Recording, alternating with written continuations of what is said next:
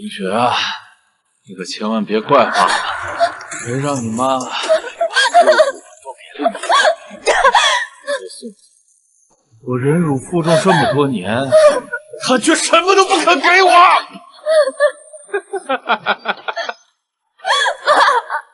所以，我只能让你去死了。爸，我求求你，我求求你放我出去！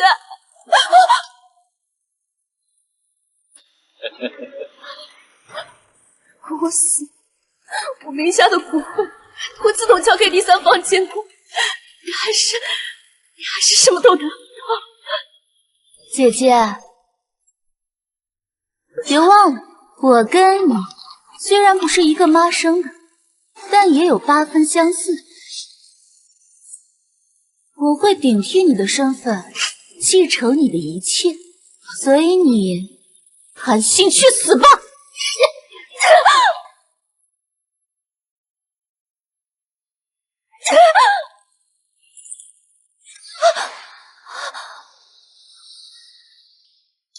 好奇怪，我怎么会做这种梦？难道是我最近太累了？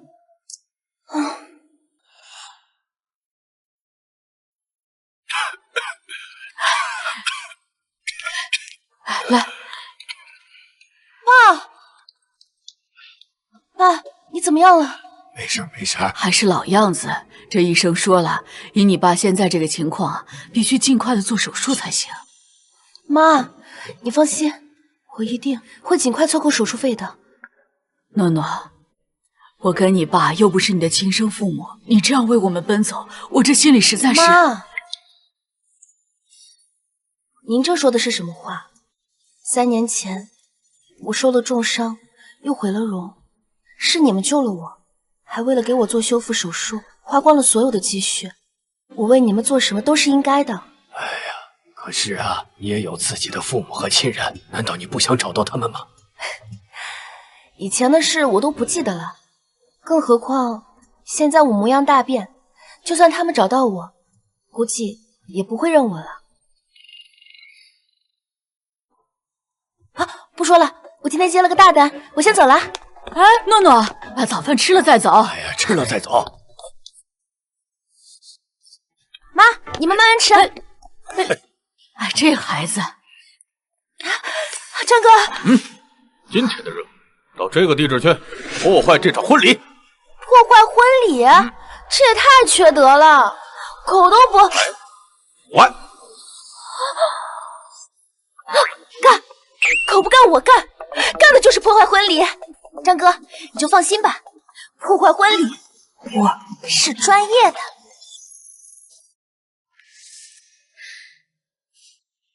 姨娘啊，都准备好了吗？爸，我现在是宋听雪。我知道，你放心吧，这儿现在就只有我们父女俩。哎呀，爸爸终于等到这一天了。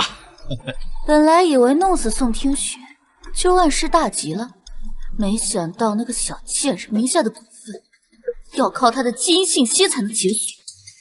3年来，董事会一直都不肯承认我的身份。好在你马上就要嫁给裴时雨了，有了裴家承认，就算没有宋听雪的基因信息，董事会也不得不承认你的身份。没错，婚礼马上就要开始了，就让爸爸送你出嫁吧。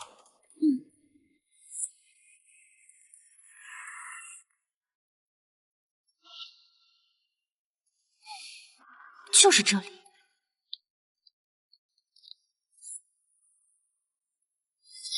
而你办的事办得怎么样？这个您放心，中间人说了，接这单的人绝对专业。让我们有请新郎新娘登场。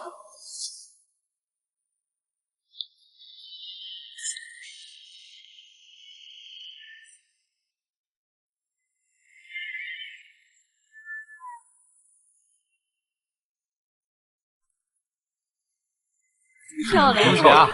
真漂亮！时雨啊，我现在就把女儿交给你了。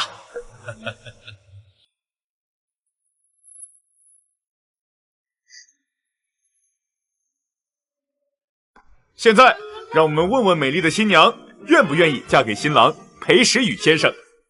我愿意。恭喜呀，恭喜呀！好，那么请问新郎，你愿不愿意娶宋清雪小姐为妻？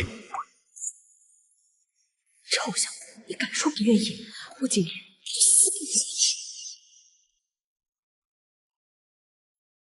他不愿意。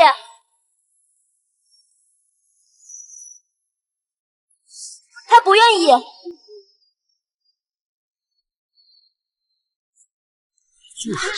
这又是谁啊？莫名其妙说出来了。你谁呀？你凭什么说我儿子不愿意？因为你儿子说过，他只爱我一个人，除了我，他谁都不会娶。这个女人，哎，难道是裴少在外面惹的风流债？不是说裴少一向不近女色吗？是裴夫人以死相逼，裴少才勉强答应娶宋家千金的。看来她不是不近女色，而是早有想好啊！闭嘴！哪来的疯女人，竟敢攀扯诗雨哥哥！来人，把她扔出去！诗雨，你快说句话呀！难道曾经我们的山盟海誓你都忘了吗？这女人演技都是不错，不愧是专业的。等等，没我的允许，谁都不准碰她。是。诗雨哥哥，你什么意思？就是你看到的这样，我心有所属，不能娶你，今日婚礼就此取消，我会补偿你。我不同意！我们的婚约是从小就定下的，不管你今天愿不愿意，你都必须娶我。是啊，诗雨，你和听雪的婚事本就是我们两家强强联合，这和感情没有关系。这个可不是你说取消就能够取消的。诗雨，你不是一向对女人不感兴趣吗？忽然有一个相好的，还是说这个女人就是你找过来的托？竟然被裴夫人猜到了，这活还真不好干。裴夫人，我和石宇情比金坚，怎么可能会是托呢？是吗？那好啊，你倒是证明给我看看呀！托个2万块，豁出去了。好啊，那我就证明给你看。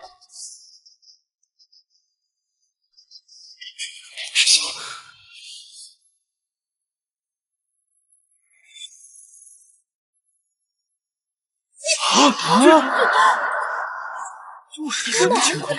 秦郎，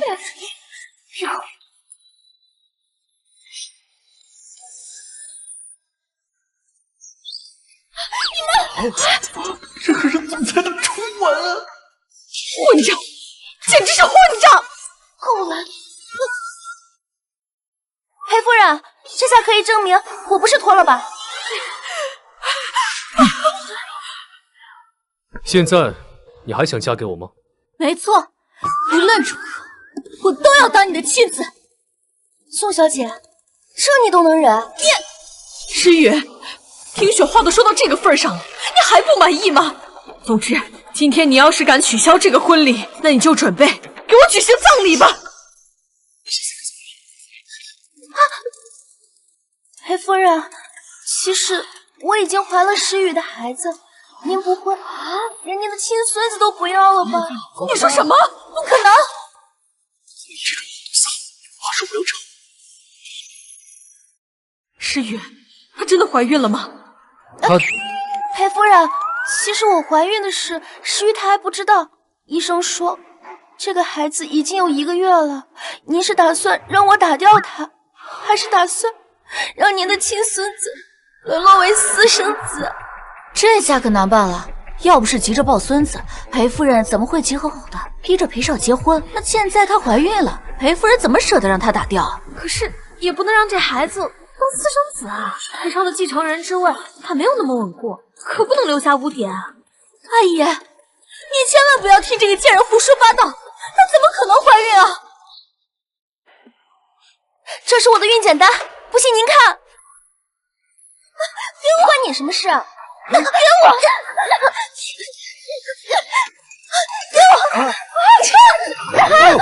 好痛！我的孩子！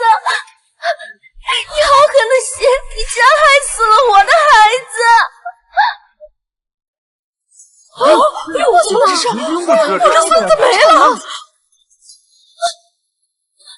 不是我，跟我没关系。谢谢，你没事吧？原来他是在演戏。别跑，我这就送你去医院。婚礼取消。诗雨，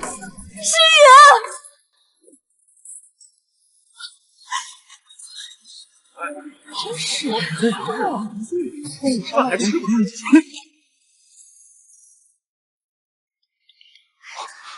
裴总，放我下来。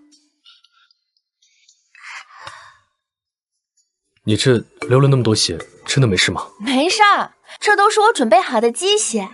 鸡血？亏你想得出来。那是，我可是专业的。怎么样，这次任务完成的不错吧？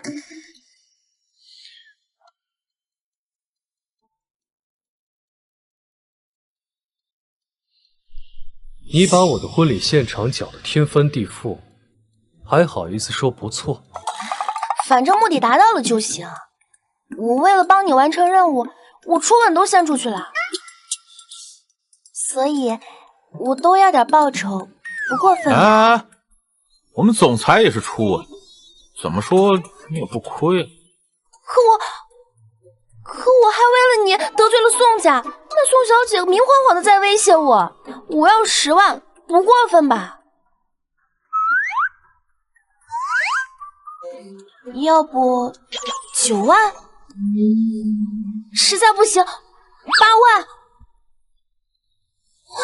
真的不能再少了。您好歹也是首富继承人，总不至于这么抠搜吧？我要是知道新娘子是宋家人，我就不……我给你1000万。1000万，总裁，你真是个大好人。有了这1000万，我不仅能帮我爸治病，我还能……条件是跟我结婚。什么？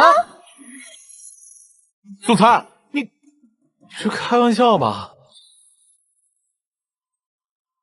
我是认真的。我卖艺不卖身啊！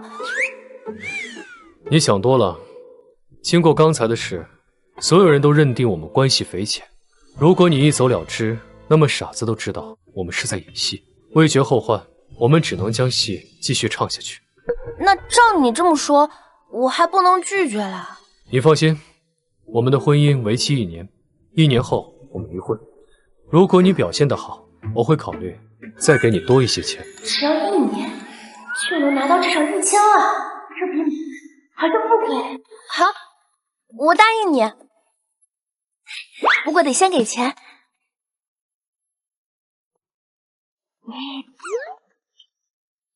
到账1000万。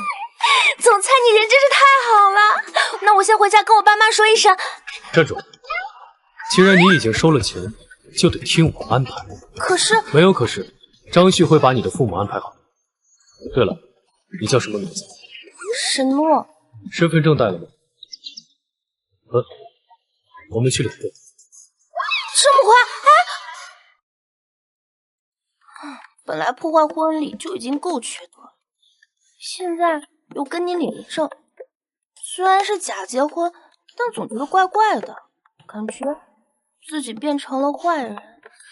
你这是在做好事，你拯救了一个被包办婚姻的受害者。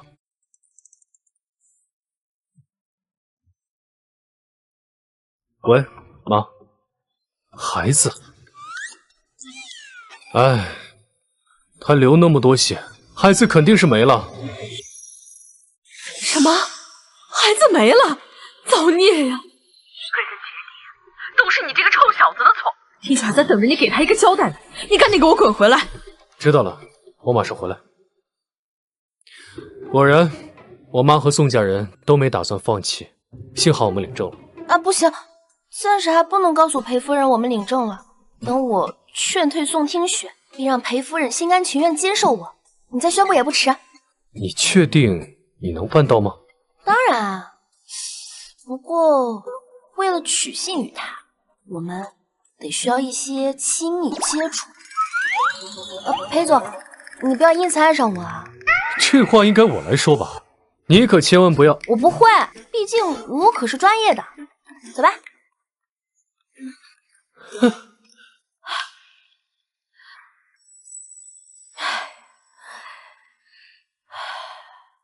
诗雨说，那个女人的孩子没了。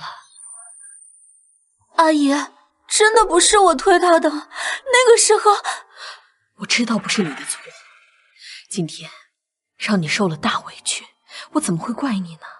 只是可惜了，罢了，毕竟那孩子的存在到底不光彩，没了就没了吧。亲家，你想抱孙子还不简单，我们家听雪也可以生啊。虽然诗玉哥哥对不起我，但我依然爱他。只要您不嫌弃，我依然愿意当你的儿媳妇。好，我高兴还来不及呢，我一定让我们家石宇啊好好的对你啊。夫人，少爷回来了。石宇，你怎么把这个女人带回来了？阿姨，我实在离不开石宇，您就成全我们吧。没错，妈，如果你一定要逼我结婚，那我的结婚对象一定是诺诺。你混账！他孩子都没了，你娶她还有什么意义啊？我特意找人调查过，她不过是贫民窟出来的一个野丫头，还有哪一点能够跟听雪比啊？阿姨，您话不能这么说。虽然我孩子没了，但石宇他只愿跟我亲近。只要你想要孙子，只能接受我，对吧，石宇啊？对，妈，我这辈子只会碰诺诺一个人。如果你非要逼我娶宋听雪，那你就等着去吧。诗雨哥哥，你为什么要这么对我？阿姨说过，你从小时候就很喜欢我，否则也不会给我们定下婚约。对啊，你小的时候，我带你去南城宋家做客，是你说了，长大之后就要娶听雪的。这桩婚约明明就是你自己求来的，你怎么能够反悔呢？不是包办婚姻，是裴少爷变心了呀。是，我小时候是说过，我要娶宋听雪。哥哥陪我玩会儿嘛。别跟着我，我才不要跟你玩呢。有蛇！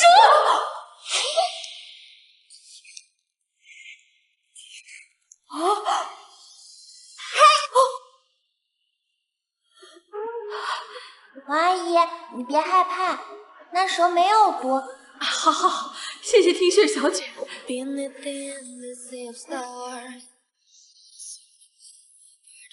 你是客人，我才答应妈妈陪你玩的。既然你不乐意，那我就去练琴啦。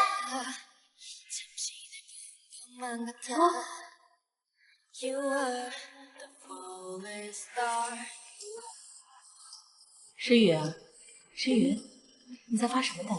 妈妈，我长大以后要娶听雪妹妹。听雪妹妹，等等我呀，我愿意跟你一起玩。可是这些年，宋家一直都在南城，我和他10多年都没见过，直到3年前，宋家才搬回海城，我才和他重逢。听雪妹妹终于来海城了，也不知道长大后的她是什么样子。宋小姐，您的水。我这身衣服是为了见诗雨哥哥特意定制的，你竟敢洒我一身水！对不起，宋小姐，我这就给您擦。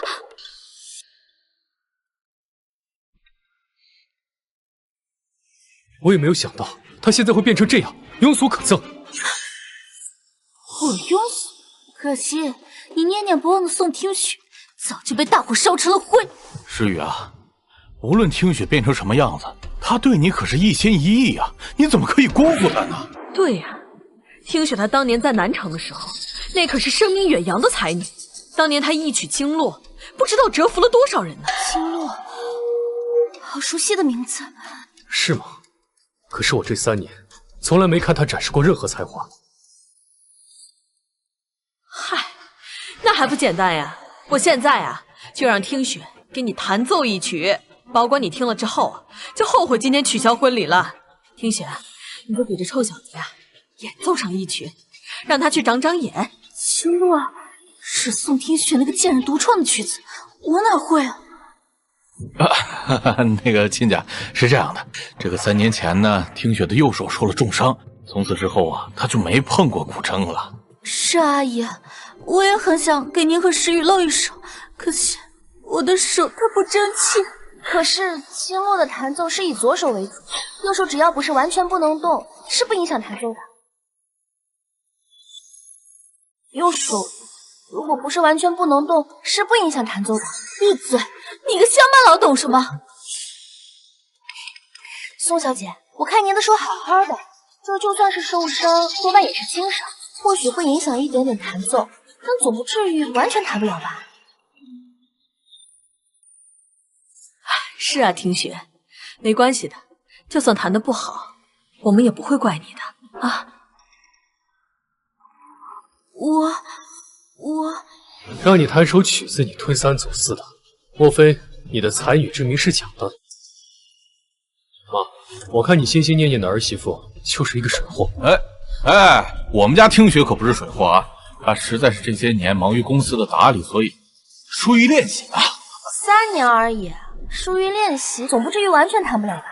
经络的曲谱非常有规律性，不可能完全忘光。你说的头头是道，怎么？难道你会？说不定我真会呢。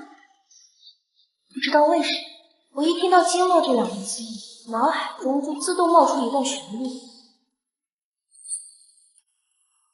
真的？既然如此，那我们打个赌如何？如果你能完整的弹出经络，我就退出，成全你和石宇；但如果你弹不出，你就立马给我滚出海城，再也不许出现在石宇面前。你敢吗？不行，我不同意。阿姨，您说呢？我不是输不起，我只是不想输给一个处处不如我的女人。这样僵持下去也不是办法，要不就听听雪的，比上一场。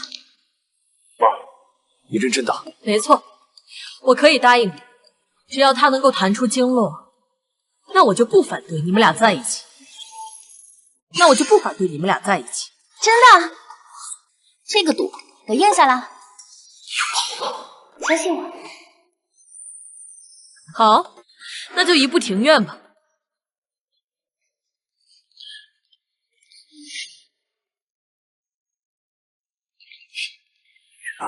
万一他真的会弹，该如何是好啊？爸，你忘了吗？我当年只是在一场宴会上弹过经络，根本没有音频和视频的流出，他恐怕听都没听过，怎么可能会弹？对，你说的对。请吧。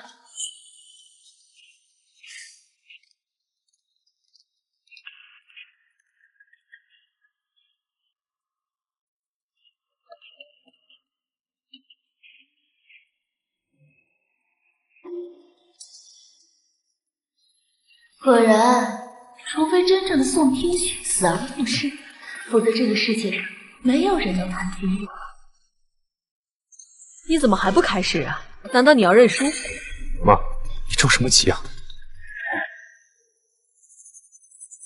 沈墨，你可千万不要让我失望。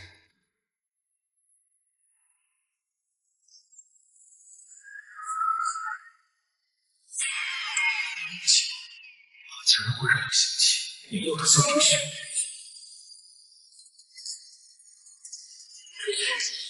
谢谢。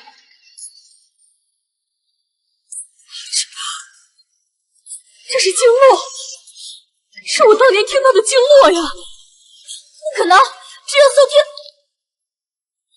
只有我才能弹出经络。到底是谁？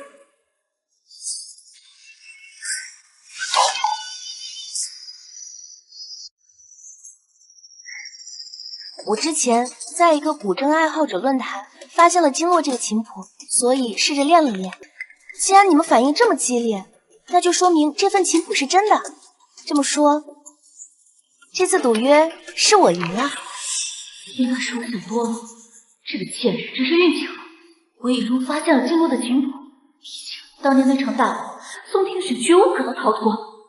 对，诺诺说的对，希望你们宋家人遵守诺言，我们两家的婚约就此取消。妈，你也不许再管我和诺诺的事情了。谁说这场赌约他赢了？我说过，他必须完整的弹出经络这首曲目才行。他刚刚只弹了一小段。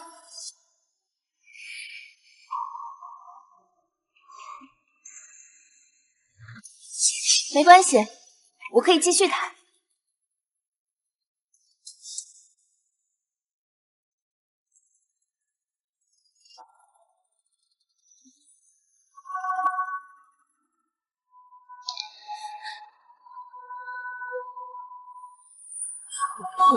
你弹的究竟对不对，还不是我说了算。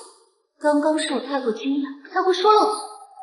错了，你弹的后半段全部都错了。这场赌约我赢了。妈，你听过经络，你说呢？这个还是听雪最有发言权。别急，我还没弹完呢。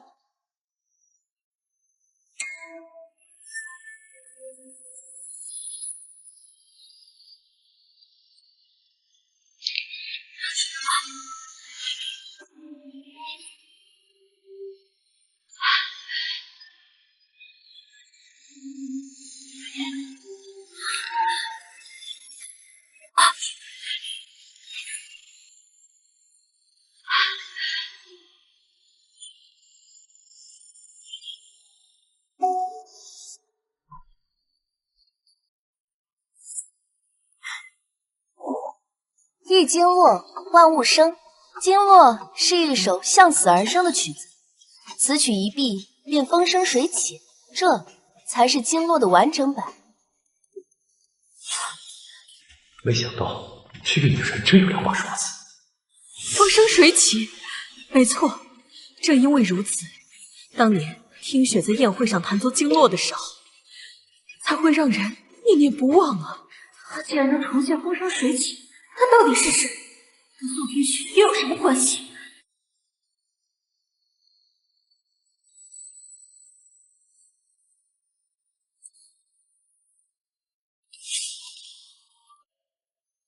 宋小姐，听说经络是您的创作，那风生水起的效果你应该不陌生吧？我弹的对吗？宋听雪，你不会要睁眼说瞎话吧？好吧，我承认，他弹的就是经络。既然我赢了，那我希望你遵守承诺，以后不要再来骚扰石雨。二位，请回吧。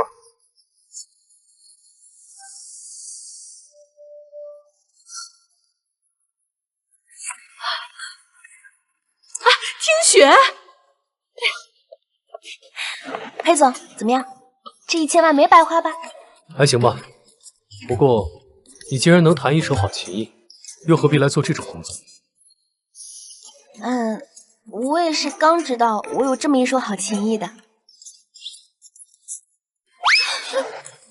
这是什么意思？难道他对我？石雨，我们终于可以一直在一起了，不会再有人让我们分开了，对吧？原来又是如此。对，我以后绝对不会放开你的手。行了，我又不是说话不算话的人。我既然答应你们，让你们在一起，我就不会食言的。其实我和诺诺已经领证了。诺诺的孩子没了，我更应该对他负责。妈，你一定可以理解的，对吧？沈诺是吧？啊，阿姨，你叫我诺诺就好。那既然如此，那你从今天开始就搬过来住吧。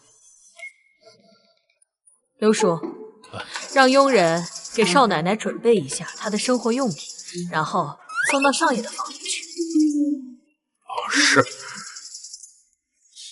不是，妈，诺诺刚没了孩子，就应该单独给她安排一间房吧。就是因为这样，因为他孩子没了，所以呀，你们更要住在一起，你好方便照顾照顾他。阿姨说的对，我一刻钟都不想跟诗雨分开呢。那就最好。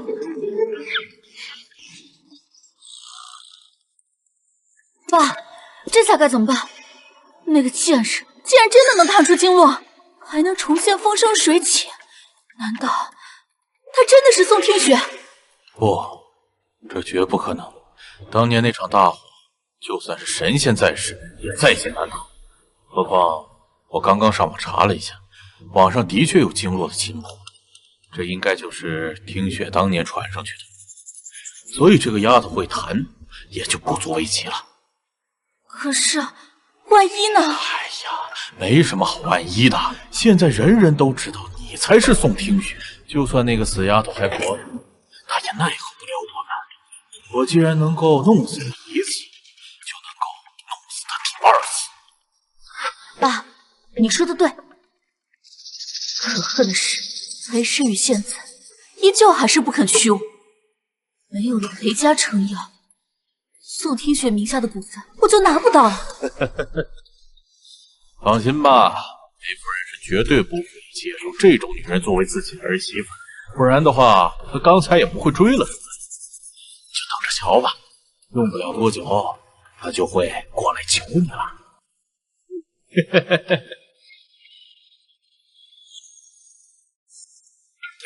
房间已经收拾好了，少爷和少奶奶呢也已经回房间休息了。那就好。太太，这少奶奶的身份，您真的不介意吗？怎么可能呢？只不过呀，你们这个少奶奶，她就是个假的。什么？假的？今天在婚礼上，我也只是一时被他们给唬住了。刚才回来之后，我越看这个沈诺，就越不对劲。他多半呢是石宇请回来的托，什么流产呢、结婚呢，都是在演戏啊！那既然这样，你就更不应该让他俩住在一起了呀。你是不了解石宇他的个性，这小子呀，他从小就清高，但是让他跟一个自己不喜欢的女人住在一起，迟早呀会露出破绽的。那到时候，少爷就作为理亏的一方，自然也接受您的安排呀。没错。其实啊，我也不想逼他。二房的裴佑辰对继承人的位置一直虎视眈眈，如果石宇娶了听雪，那他继承人的位置可就稳固了。是，你说的对。喂，妈，我这段时间就先不回去了，我在外面有点事。哎呀，我知道，你那个叫张旭的同事啊，已经跟我说了，你最近呢接了个大单，很忙。啊，对了，他还给你爸呀联系了一个有名的医生呢，你爸呀过几天就能做手术了。真的吗？太好了，那我到时候去看你们。哎，别，哎呀，这来回奔波多辛苦啊！有你妈照顾我，你就别担心了啊。是啊，诺诺，你自个儿啊照顾好你自个儿就行了啊。我知道了，放心吧，爸妈。石宇，快来。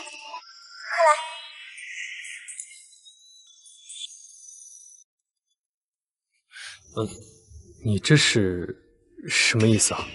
这女人不会是想跟我做真夫妻吧？难怪她那么高兴跟我住一间房。我要是拒绝她，她会不会伤心啊？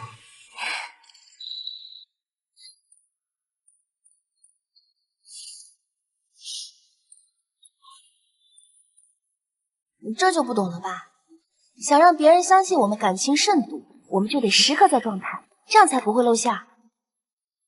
从现在开始，私底下我也会直呼你的名字。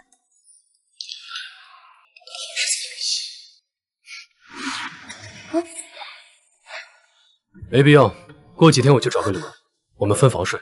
那可不行，我们现在正是如胶似漆的时候，你找任何理由，阿姨都会怀疑的。你跟我同床共枕，你不介意吗？还是说你之前完成任务都知道。当然不是，其他人哪有裴总您大方呀？而且我刚听说你让助理帮我爸安排了手术，既然你如此上心，我一定会好好完成任务。老公。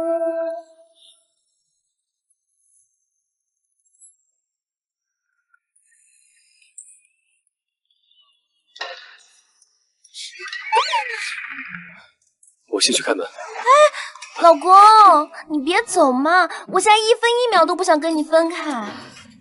你这是干什么？好，那你亲我一下，我就放开你。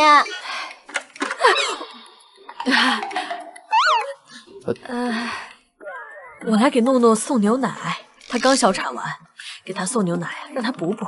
阿姨，阿姨，您来了。啊，谢谢阿姨。哎呀，不客气，不客气啊。妈，你早点睡。哎，臭小子，我看你忍到什么时候。其实你没有必要做到这个地步。你不会真以为阿姨来是真心想给我送牛奶吧？她只是来试探我们，所以不能答应。你就不怕我对你做什么兽性大发的事吗？怎么可能？你可是裴时雨。怎么，你是在质疑我的能力吗？不，当然不是，只是你一向不近女色，裴道理在我这儿破。我累了，我先睡了。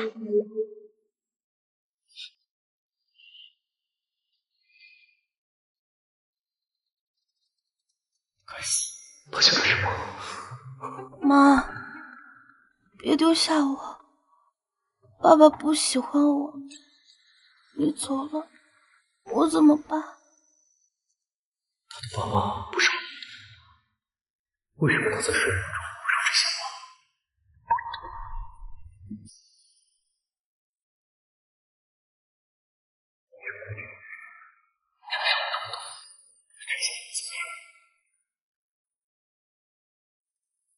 把房间门打开。太太，这不合适吧？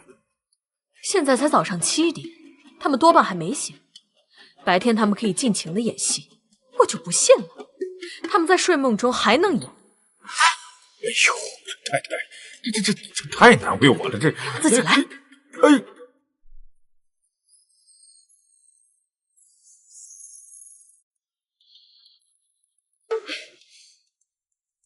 太太，哎呀，把门关上吧。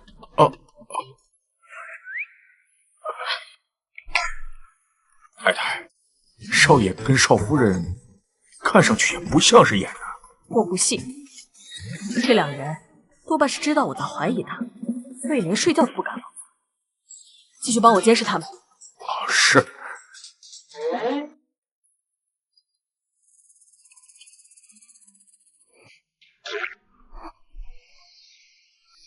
你终于醒了。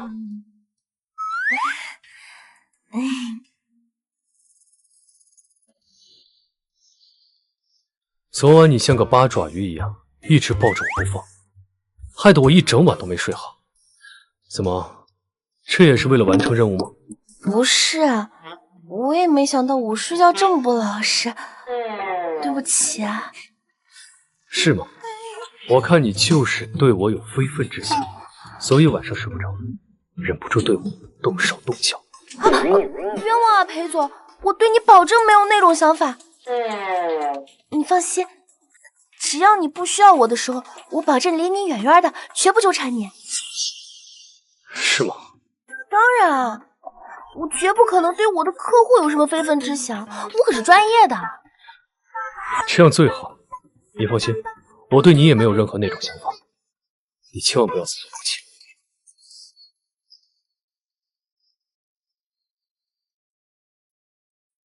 没有就没有，你凶什么？时雨，你等一下我嘛。这里又没有其他人，你不是说对我没有非分之想吗？为什么笑得那么灿烂？我们不是说好了，就算在没人的地方，我们也要尽量保持亲密嘛。没那个必要。有，当然有。你快亲我一下。你不肯亲我是吧？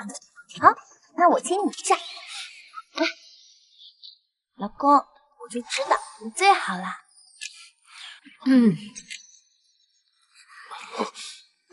阿姨，对不起，我们实在是情难自已。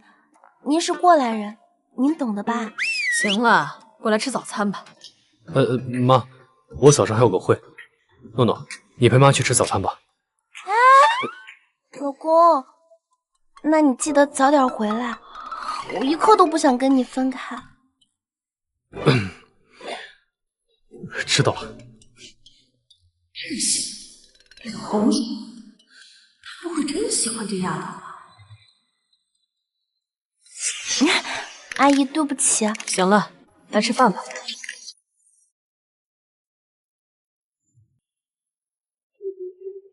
老公，我就知道你最好了。老公，那你记得早点回来，我一刻都不想跟你分开。他到底是真情流露，还是在做戏呢？不像是在演戏，肯定是真情流露。祖残，干什么？这份文件你已经看了半个小时了。我知道，我在想事情，用得着你提醒？您不是在想沈小姐吗？哦，不对，现在应该是少夫人。怎么了？我不能想。你说，要是他真的爱上我，想要跟我永远在一起，我该不该答应了？不会的，我问过中间人了，他可是专业的，绝对不会爱上客户，请您放心。放心放心，你话真多，你给我滚出去！突然生气了，少夫人不会爱上他，应该松口气吧？哦，对了，祖才，有件事忘跟您说了，1个小时之前，二夫人和陈少爷从南城回来了。这两人不是在南城陪老爷子吗？这才几个月啊，就按捺不住。恐怕是因为您和宋小姐婚礼取消了吧？他俩一到海城就直奔老宅去了。唉，这下夫人的日子怕是不好过了。你放心，有沈诺在，我妈吃不了亏。一提起少夫人就笑得这么温柔，才不会是少夫人动心了吧？听雪还在等我消息，可是石宇和沈诺那丫头越来越像真的了。哎呀，这我该怎么办呀？太太，二太太和陈少爷来了。他们怎么来？大嫂，我们来看你了。他们怎么来了？我们来看你了。Hello 啊，大伯母。佑辰啊，你们怎么有空来了呢？看来他们就是裴世宇的二婶和堂弟裴佑辰了。大嫂啊，我听说石宇和宋家千金的婚礼上有个乡下女人来闹事儿，你说这好好的婚礼怎么就被毁了呢？我知道你肯定难受的不行，所以啊，我和佑辰过来看看你。特地开玩笑，我有什么好难受的？我们家石宇什么样的千金娶不到？是吗？哎，可是我怎么听说石宇哥好像要死要活，非要娶那个女人，还有那个乡下大嫂还带回家来了。大伯母，嫂子在家吗？嫂子，嫂子，哎，你们是在找我吗？就是你呀，大嫂，你也真是的，怎么不把侄媳妇儿介绍给我们认识啊？你哪来的侄媳妇？大嫂，你该不会是嫌弃侄媳妇儿出身低微吧？可是石宇他喜欢，你就认了吧。哎呀，还好呀，我们家佑辰啊，没有这么任性。和他来往的呀，可都是豪门千金。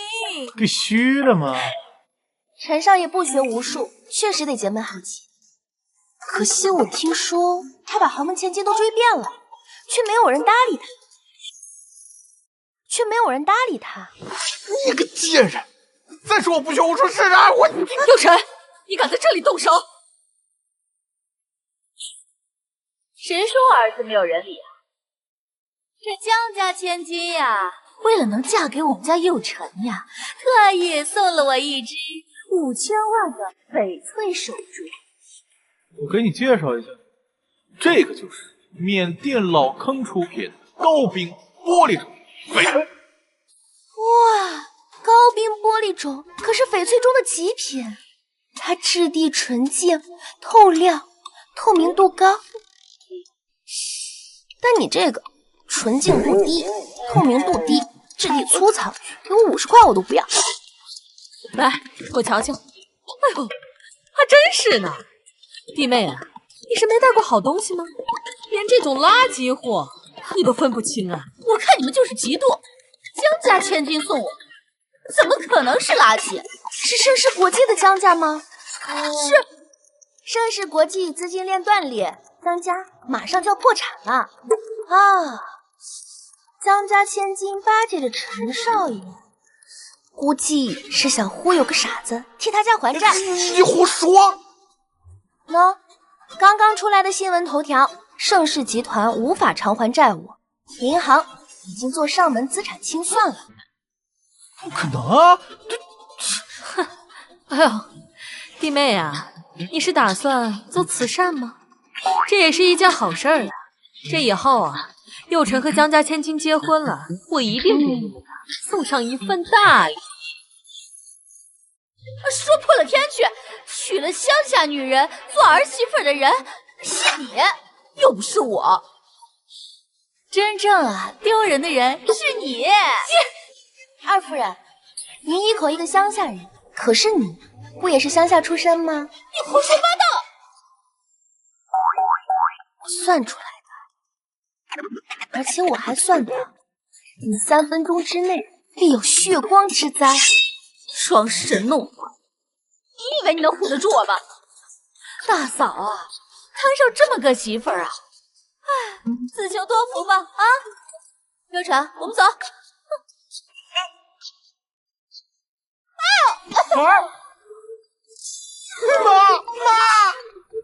妈，怎么了妈？怎么了？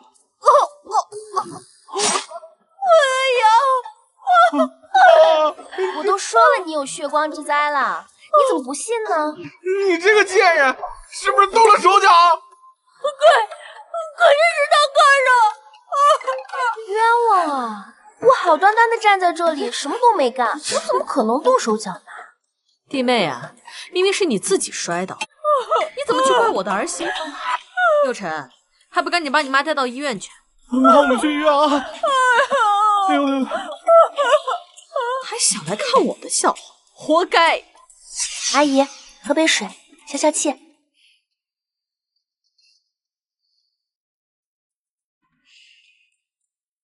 你这丫头啊，你倒是说说，你真的会算呀？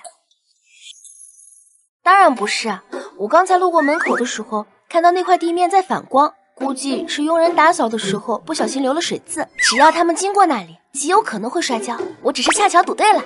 你这丫头的性子呀，还蛮对我的胃口。要是石宇的地位稳固，我也不介意你来当我的儿媳妇儿。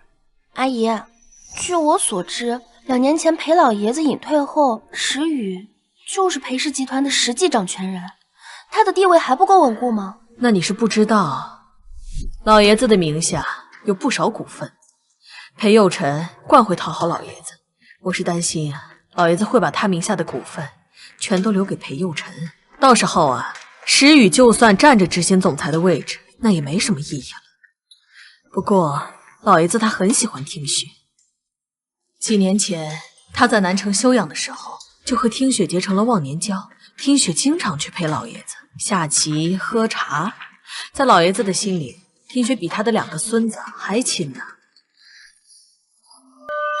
你怎么了？我没事，上次提到棋，我也是头痛发作，这次是棋，难道我从前是个琴棋书画样样精通的才女？总之呀，以老爷子对听雪的喜爱，如果石宇能娶了听雪，那他的继承之位可就稳了。只可惜呀，都被你给搅黄了。阿姨，搅黄这门婚约的不是我，是石宇自己。如果他愿意，谁都奈何不了他。是啊，那他为什么就是不愿意呢？阿姨，你有没有想过，您越是如此，石宇就越是抗拒，因为这是您不相信他的表现。可是裴氏集团在他手里市值翻了2倍，怎么坐稳这个位置，我相信他心里肯定有数。是我魔怔了。六叔，把我的亡国之心拿过来吧。好的。亡国之心，夫人，这亡国之心呢，本来是我给我未来儿媳妇准备的，价值1个亿。我现在啊，把它送给你了。1个亿？罢了，我到时候还给裴诗雨就好。你呀，把它收下吧。谢谢阿姨，我一定会好好保管的。既然送给你了，那你就带着，好歹啊，你也是我们裴家的儿媳，走出去呀，也不能太寒酸了。我明白。喂，宋小姐，我们太太把亡国之心送给少奶奶了。该死！该死！哎呀，婷婷啊，这是怎么了？爸，裴夫人把亡国之心送给了沈诺那个贱人。这不可能啊！这裴夫人明明说过要把亡国之心留给你的，说明她已经屈服了。爸，这下该怎么办呢？既然如此，那咱们就跟裴家2房结亲，然后扶持裴有辰上位。爸，我还是想嫁给裴诗雨。哎呀，我的傻丫头，你想想，感情大于利益重要。您说的对，可是那个裴有辰就是个草包，他怎么可能斗得过裴诗雨？这个你就不知道了。当年这个宋听雪颇得裴老爷子青睐，所以我敢断定，你嫁给谁，裴老爷子就会把股份给谁。这也正是裴夫人为什么让裴诗雨娶你的真正原因。您的意思是让我和裴老爷子攀交情？可万一他发现我不是真正的宋听雪怎么办？这个你就放心吧，宋听雪和裴老爷子的交往我一清二楚，更何况这个老东西现在是老眼昏花，他是断然不会发现其中的端倪。那就好。我记得10天之后就是裴老爷子的寿宴了。对，到时候呢就当场和他相认，然后求他为你和裴有辰照婚。说不定这个老东西一高兴，他就会把股份转给裴有辰。就这么办，我一定会让裴老爷子把股份转给我和裴有辰，让裴时雨后悔莫及。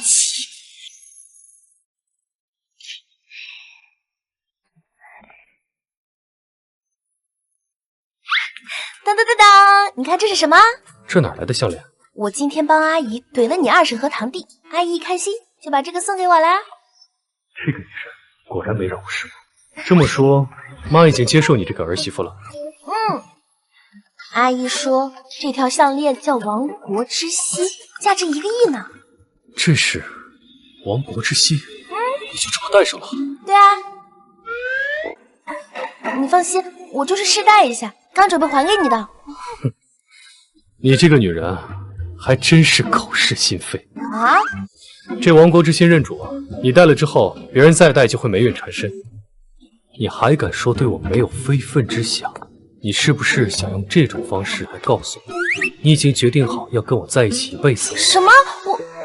我不知道，我就是想试戴一下，然后还给你。没关系，既然我妈已经接受你了，那我就勉为其难也接受你吧。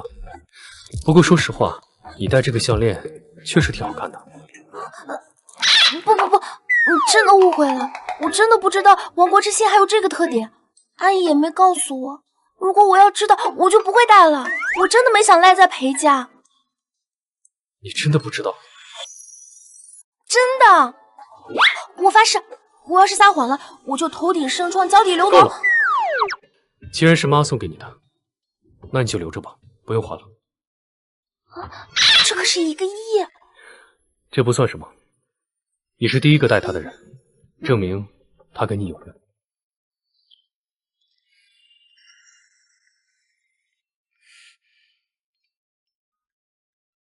她脸红了，原来这才是她真情流露的样子。之前是我误会了，但是没关系，我迟早能让她心甘情愿地留在我身边。少爷、少夫人，夫人让你们下去一趟。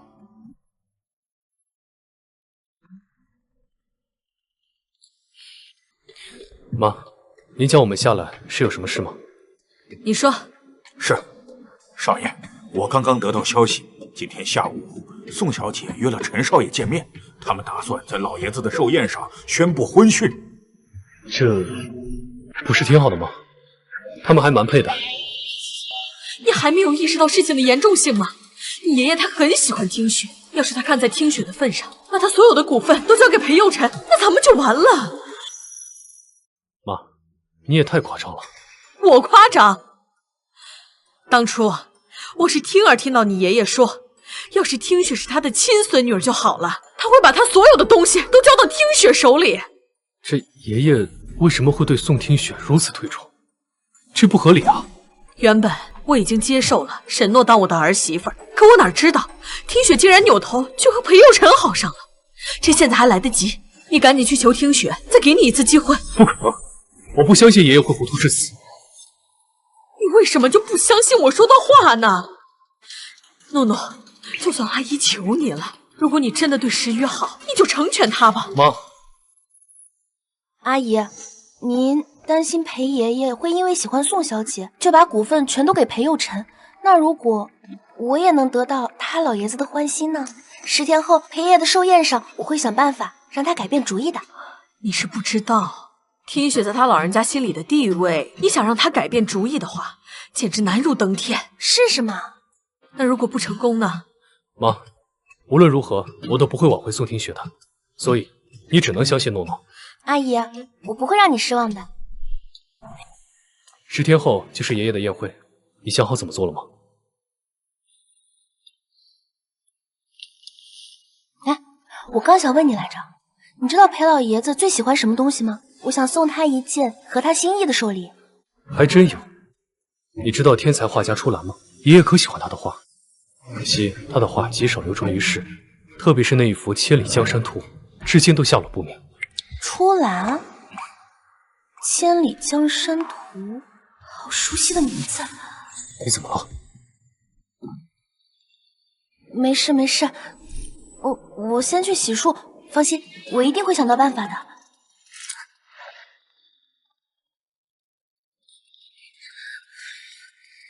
这个男人怎么贴那么近啊？不行，我得赶紧帮他拿下继承人之位，到时候裴夫人肯定就不会在意他娶谁了。我的任务也算完成了。这都几点了，他怎么还不下来？妈，别担心，来得及。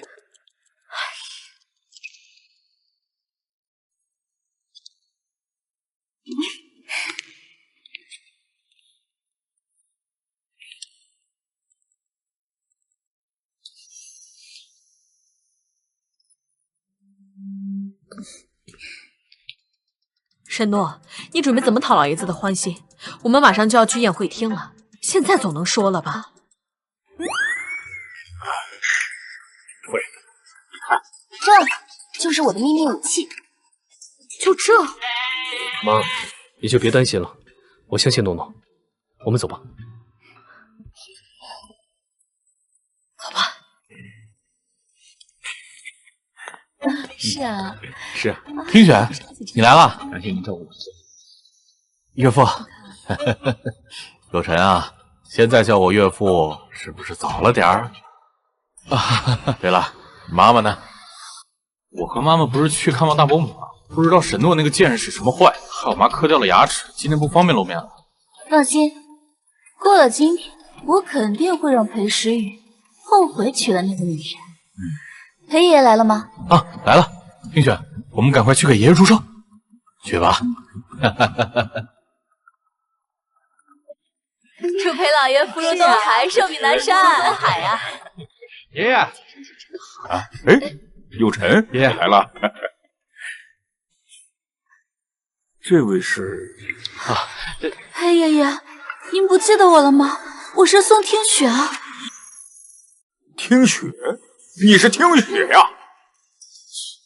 可你的声音怎么变了？我前段时间声带受了伤。裴爷爷，您还记得我们以前一起下棋，您总是下不过我，老故意耍赖呢。没错没错，你就是听雪。自从3年前呀，你去了海城，就再也没去看过我。我还以为呀，你把我这个老头子给忘了。裴爷爷，我虽然没去看望您，但我心里一直都很惦记着您啊。对了，告诉您一个好消息，我和您的孙子裴佑辰在一起了。和佑辰在一起了？你不是跟石宇有婚约吗？爷爷，您不知道，听雪本来都要跟石宇哥结婚了，可是就在婚礼上，石宇哥竟然跟一个野女人跑了。什么？这事儿我知道，当时我在现场。我也在，那场面可难看了。居然有这种事！石宇真是个混账！您可千万别太生气了，我们就是怕您气坏了身子，一直没敢跟您说。是啊，裴爷爷，但我现在跟佑辰也很好，我们马上准备订婚了。裴爷爷，您会祝福我们的，对吧？那是当然。佑辰呀，虽然能力是差了一些，我原本属意的继承人是石宇，没想到他这么拎不清，竟然连你都敢辜负，所以我决定把我名下所有的股份都……爷爷，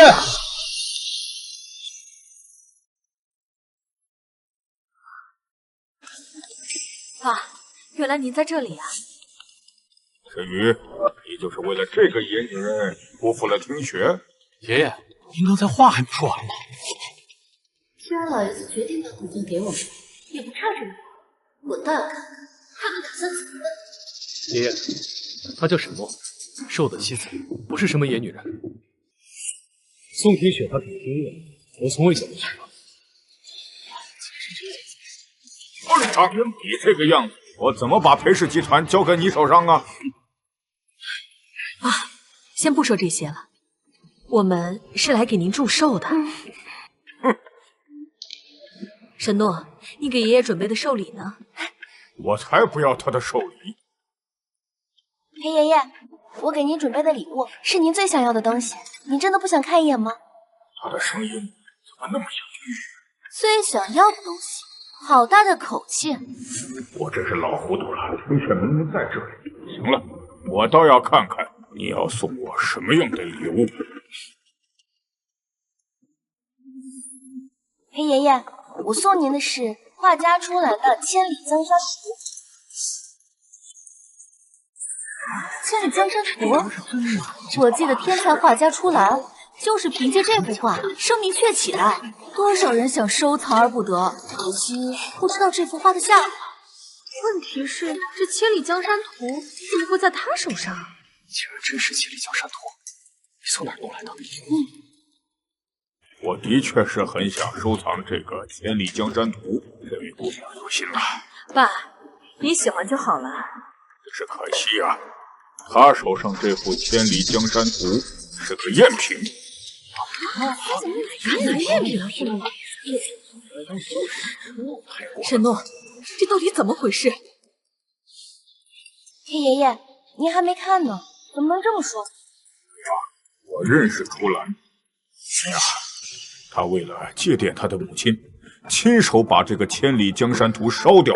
后来啊，我一直求他再做一幅，他却怎么也不肯。原来是赝品啊！这下好了，裴爷爷肯定会更厌恶的。奇怪，我说起往事，为什么听雪是这种？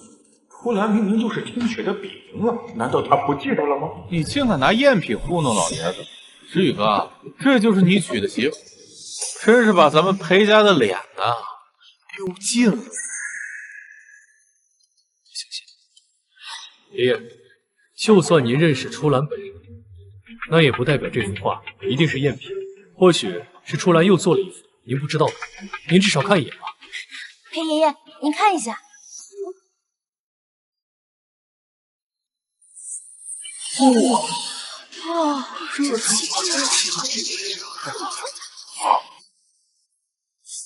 这幅画真的是出兰的手笔啊！真的呀！哎呀，是真的，画得多好！现在可以告诉我这画是怎么来的了吗？我临摹的，怎么样？厉害吧？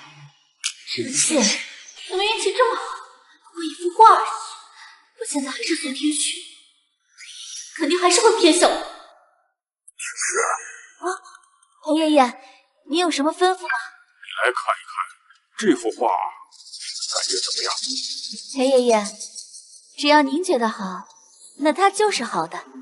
他似乎真的对呼兰这个身份一无所知，这到底是为什么？难道说这丫头根本就不是主角？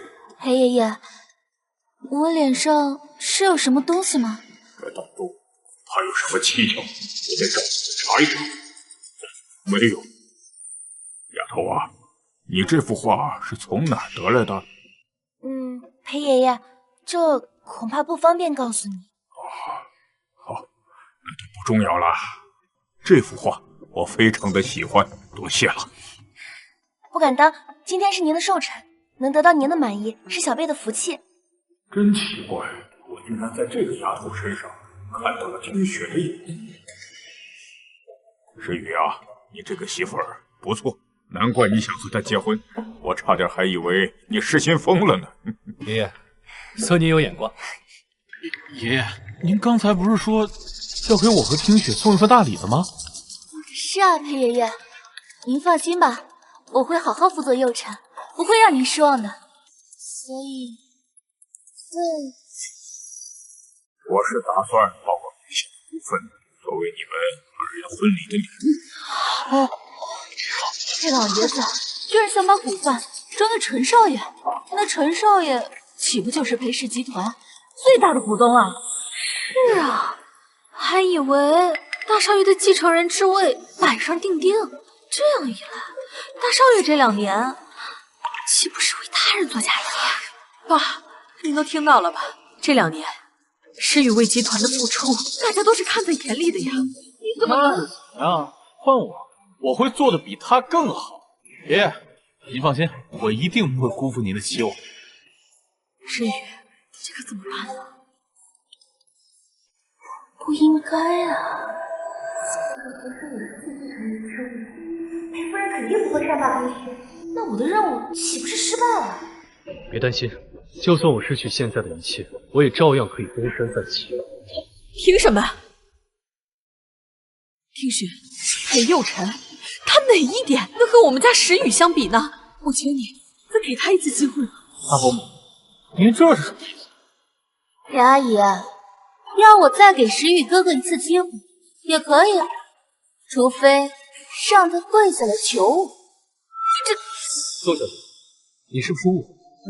我们的婚约已经取消，我并没有半点后悔的意思。既然这样，那你就别怪我不客气了。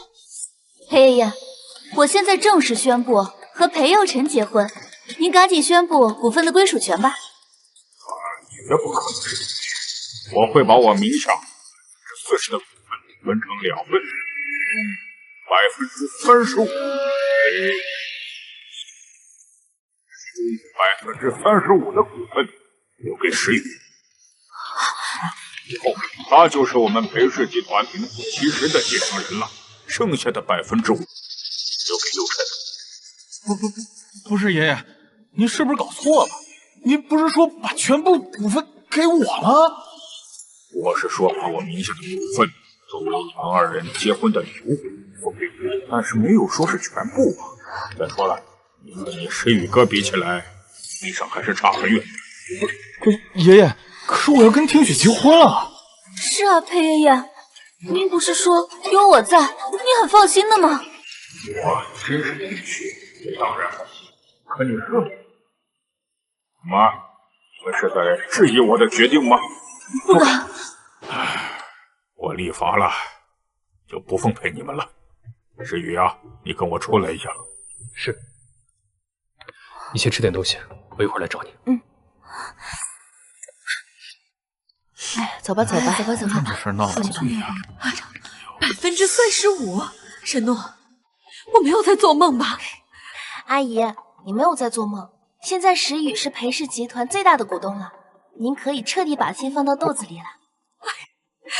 那太好了，诺诺，你还真是石宇的福星呢！快告诉阿姨，你想要什么？只要我能够办得到的呀，我都满足你。阿姨，我只希望你以后不要再干涉石宇的婚姻。他现在呀，地位稳固了，我肯定啊不会再讨你们嫌了。那就好，这下我的任务算是圆满完成了吧？那这下该怎么办？裴时雨死活都不肯娶我，裴佑成又是个废物，再不想办法拿到宋氏集团的股份，董事会也该怀疑我了。这不应该呀！裴老爷子对听雪的宠爱，绝不可能只给这么一点股份。本来裴爷爷准备把股份都给我们了，都是因为沈诺，让裴爷爷改变了主意。又是这个死丫头，真的是宋听雪派来的？不管他是什么来头，这下都不能留了。对，绝不能留！我现在就来安排。阿姨，我去个洗手间。行，去吧。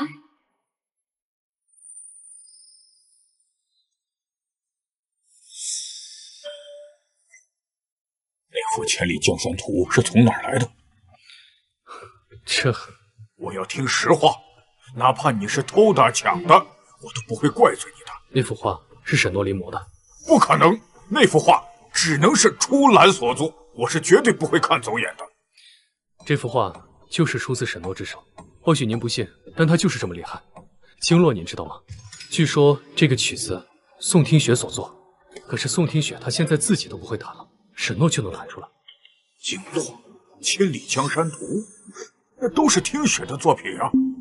难道他就是听雪？爷爷，你在说什么？这经络也就算了，这千里江山图出自初兰之手，这跟宋听雪有什么关系啊？你不知道啊，初兰就是听雪的笔名。现在怀疑啊，沈诺才是宋听雪。现在这个宋听雪是个冒牌货。爷爷，您是不是想太多了？这沈诺和宋听雪毫无相似之处，而且沈诺也有自己的亲人，他对宋家也十分陌生，怎么可能是宋听雪呢？要么可能他是失忆，不记得自己的真实身份。至于外表嘛，那是可以通过手术改变的。当然了，这些只是我的猜想，但是我也可以肯定，这个宋听雪他是个假的。爷爷，您和成年后的宋听雪来往颇多，在您的印象里，宋听雪是个什么样的人？他聪慧善良，才华横溢。如若不是的话，我怎么可能对他推崇至死啊？按您这么说，现在的宋听雪多半是个冒牌货。宋家是3年前来的韩城，恐怕那个时候宋听雪就已经换人了。哎呀，这3年多了，听雪一直没有联系我。我之前想，他可能是因为公司很繁忙，就没有很在意。再说，他是宋氏集团唯一的继承人，他妈妈把所有的股份都留给了他。等等，难道是陈国豪为了谋夺宋氏集团，然后害死了宋听雪，再找人冒充他？我记得陈国豪是宋家的赘婿。哎呀，那如果是这个情况，听雪一定吃了不少苦头啊！哎呀，我这把老糊涂，身体又不争气，竟然到现在才发现情况不对。爷爷，您别担心，我一定派人去查清楚情况。去，你赶紧去！哎，等等，还有那个沈诺，如果他不是听雪，你务必查出听雪的下落。我知道。你就放心吧。听雪呀，千万要活着。您保养的真好。妈，诺诺呢？诗雨，你爷跟你说什么了呀？你问我诺诺是吧？他怎么还没回来呀？他去哪儿了？他去洗手间了呀，不过已经有10几分钟了。我去找他。臭小子，才分开这么一会儿就受不了了。你们要干什么？谁派你们来的？干什么？当然是送你上路。要不就怪你惹了不该惹的人。是。诺诺，你在里面吗？有人来了，先躲起来。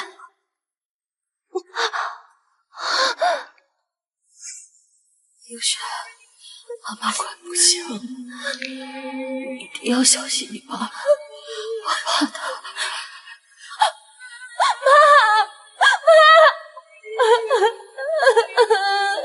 冰雪啊，你还年轻，宋氏集团还是交给我来打理吧。我妈尸骨未寒，你就把私生女带回来，现在还有脸找我要宋氏集团？你做梦！妈，我求求你，我求求你放我出去！姐姐，我会顶替你的身份，继承你的一切，所以你狠心去死吧！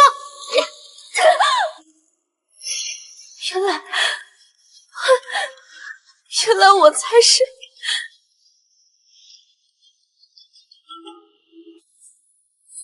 诺诺，你别怕，我这就送你去医院。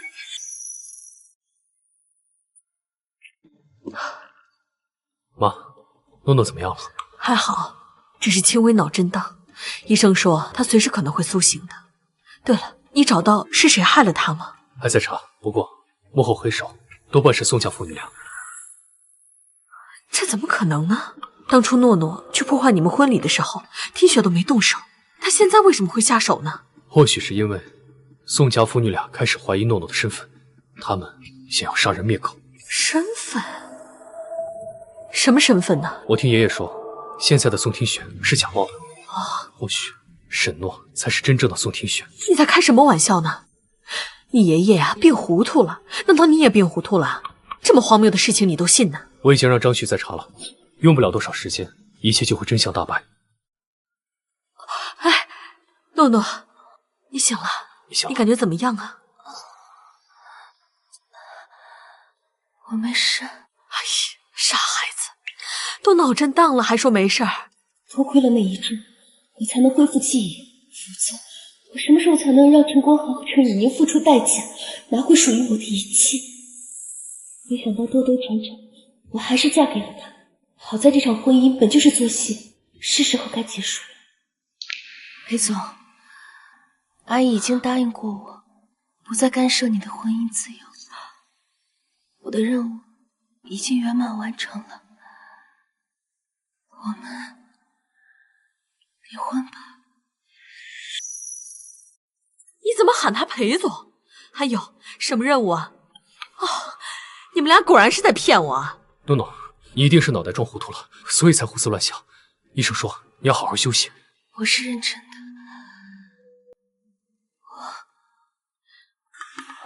诺诺，他应该没事，可能就是太虚弱了。你让他休息一下吧。你就跟我说实话，这到底是怎么回事？妈，我们出去说吧。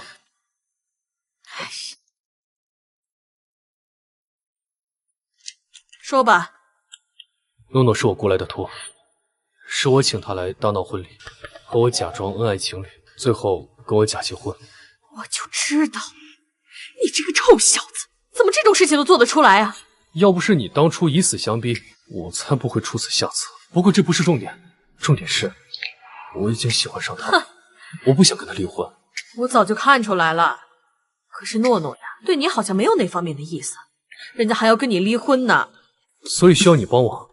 这我可帮不了你。你可以，到时候假装生气，然后勒令我们离婚，最后再逼迫我相信，这样我就有理由不跟他离婚。你想让我唱白脸啊？妈，诺诺那么聪明，那么厉害，难道你想失去这么一个儿媳妇吗？何况，她还有可能是真正的宋听玄。那你想让我怎么办？反正我是不当这个恶人啊。哎呀，你都当这么久恶人了，为了你儿子的幸福，你就再当一次吧。反正这辈子我除了诺诺，谁都不会再娶。你臭小子，你又来威胁我是吧？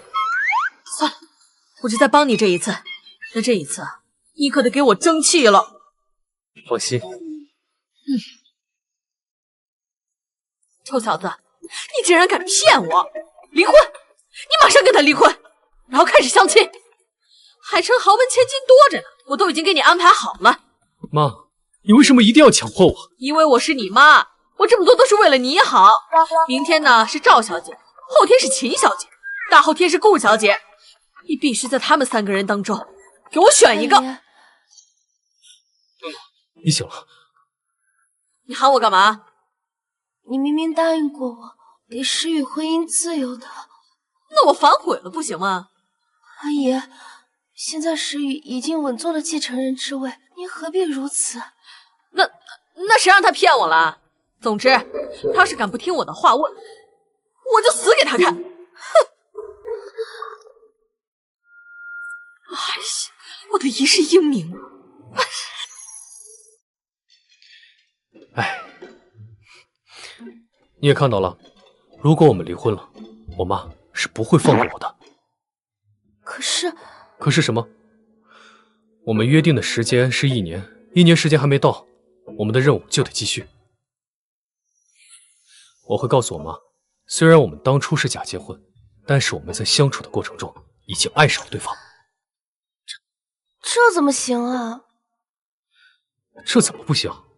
我们当初不就是这么过来的吗？难道继续演下去对你来说很难吗？可现在我有更重要的事情要做。更重要的事情？放心，无论你做什么事情，我都会帮你。你不想告诉我的话，那你就放手去做，我都会支持你的。可是什么？你不是一直都说你是专业的吗？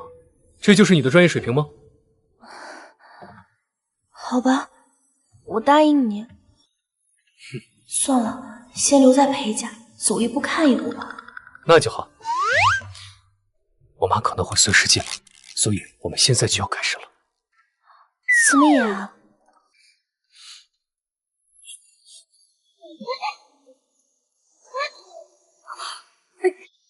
你个臭小子，真是破戒！哎，你们干什么呢？你们在干什么？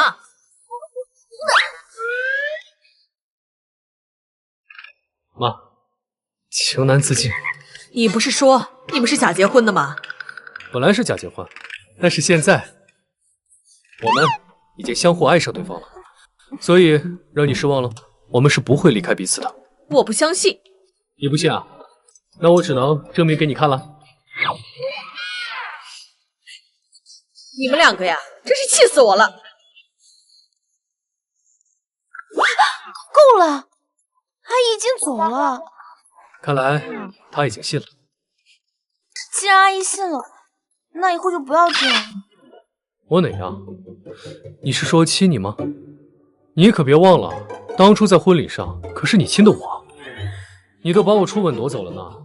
那不一样，我当时心思单纯，只是想完成任务，而你好像在故意占我便宜。我怎么了？没什么，我现在已经好的差不多了，我可以出院了吧？等医生评估过你的情况，如果没问题了，我们就可以出院了。对，你还记得害你的凶手长什么样吗？不记得了。没关系，我已经派人去查了。你放心，我是绝对不会放过害你的人。裴总，你可以不用这样的，我们只是假结婚。可我们的结婚证是真的，在法律的意义上，你就是我老婆，你的事就是我的事。总裁，我查到了程国豪的确有个私生女叫程以宁，只不过3年前突然宣告她死亡了。哦，对了，这个是他3年前的照片，跟现在的冒牌货的确很像，看来他就是冒充宋听雪的人。多半是，可惜我没有查清3年前到底发生了什么，证据都被消除干净了。不过我从邵夫人那儿发现了一些端倪。说，沈家的确有个女儿叫做沈诺，据说在年幼的时候走丢了。3年前沈家突然宣布他们的女儿回来了，就是邵夫人。又是3年前。是的，听说当时邵夫人遭遇了火灾，还毁了容。沈家父母拿出所有积蓄治好了她，还给她做了恢复手术。毁了容，难怪她的模样变了。这么说，沈诺极有可能就是宋听雪。当年陈国豪父女想用大火烧死他，他从大火中逃脱，被沈家父母所救。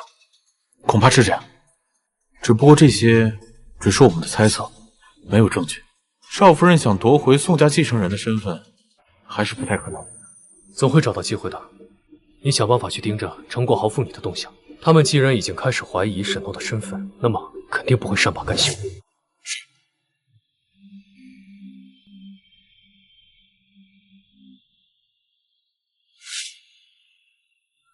原来你才是真正的宋听雪，和我记忆里的宋听雪一样，聪明又可爱。这些年，如果我和你保持联系就好了，那样你爸爸或许不敢对你下这样的毒手。医生，诺诺怎么样了？沈小姐没有大碍，可以出院了。太好了，那我现在就录了，我自己能走。你现在还很虚弱，要尽量少走路。还是我抱你吧。医生，我说的对吗？对。我们要听医生的话。你说什么？沈诺毫发无伤的出院了？是，还是裴大少亲自把他抱上车的。该死，那个贱人怎么这么好面？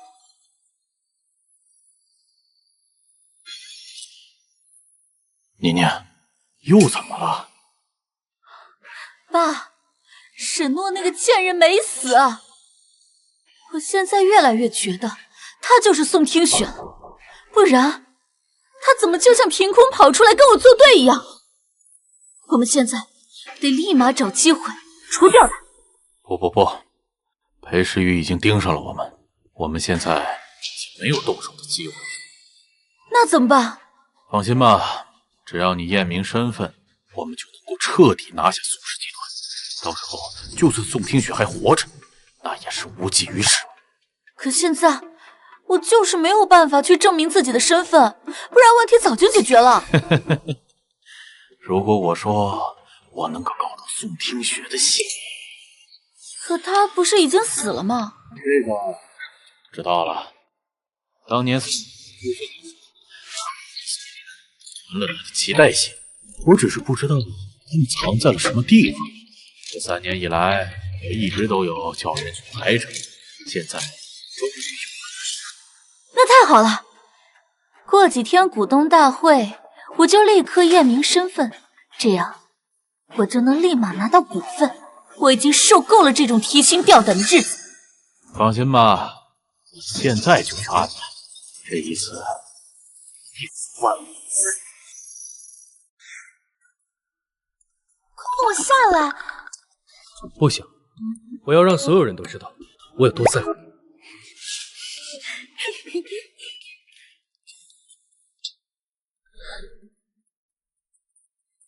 你饿不饿？想不想喝水？没事，我睡会儿就好。你先去忙吧。好。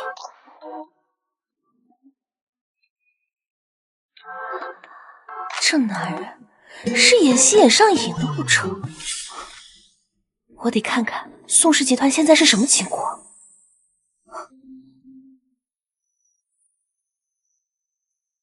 他们还没有拿到我的基因信息，陈以宁现在还没有拿到我的股份，集团还有妈妈手下留下的班底撑着，还能勉强维持运转，这就意味着我还有时间。但是为了以防万一，我得提前做一些准备。总裁，您不是让我关注陈国豪父女俩的动向吗？我刚得到了消息，他们要去参加3天后的宋氏集团股东大会。我记得他们来海城这3年，极少回南城，更别提回宋氏集团了。他们到底想干什么？暂时还查不出来。你去准备一下，过几天我亲自去一趟。是。总裁，我们查到的这些消息，要不要也告诉少夫人？不用了，她失忆了。如果现在贸然告诉她，她未必会接受。等我帮她夺回宋氏集团，再告诉她也不迟。你说的是。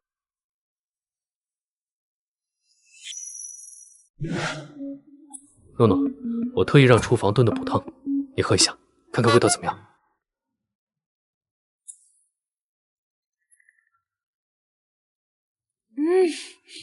好喝。那就好。你太瘦了，你得多吃点。我给你夹菜。诗雨，吃你自己的。妈，对我来说，诺诺吃得好，比我自己吃饭更开心。诺诺，你还想吃什么？我给你夹。够了，这个男人的演技也太过火了吧！妈，赶紧帮我热，这样我才有机会和齐眉相处啊！你没完没了呀！妈，你就当为了你儿子的终身幸福。你对人家上心，我也没看到人家关心你一句。我看呀，什么互相喜欢呀，那就是来骗我的吧。诺诺那是因为受伤了才没顾上关心我，平时诺诺恨不得都亲自喂我吃呢，对吧？啊！哎呀，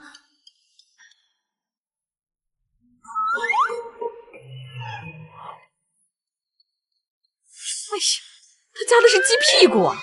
诗雨，你不是最讨厌吃鸡屁股了吗？是吗？我没注意。我现在就爱吃鸡屁股，诺诺就知道我爱吃鸡屁股，才夹给了我，对吧，诺诺？这小子怎么不值钱成这样啊？你们慢慢吃吧，我吃饱了。对不起啊，我刚才不是故意的。没事，只要是你喂的，多要我都吃。为什么我心跳的这么快？沈诺，你冷静点，他只是在演戏。何况你背负那样的仇恨，你现在根本没资格谈情说爱。你怎么了？没什么，我爸做手术之后，我就没回去看过他了。我想回去陪他们2天，可以吗？当然可以。可惜我这2天要出差，不然我就能陪你一起去了。那也没必要。我吃饱了，我先走了。柳叔看着呢。所以早点回来，否则我会想你的。你会想我吗？会。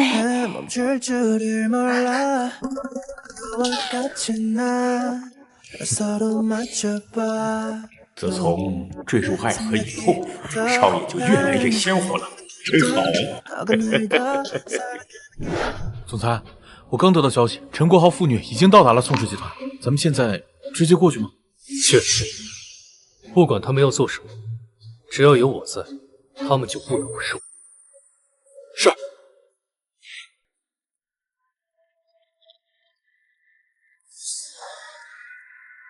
那是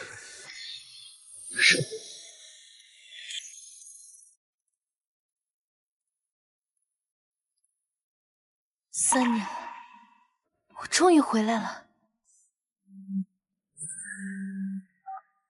喂，钟叔。喂，大小姐，陈国豪带着那个冒牌回来了，他们打算当众验证新信息。看来呀，他们是有备而来。放心，他们不会得逞的。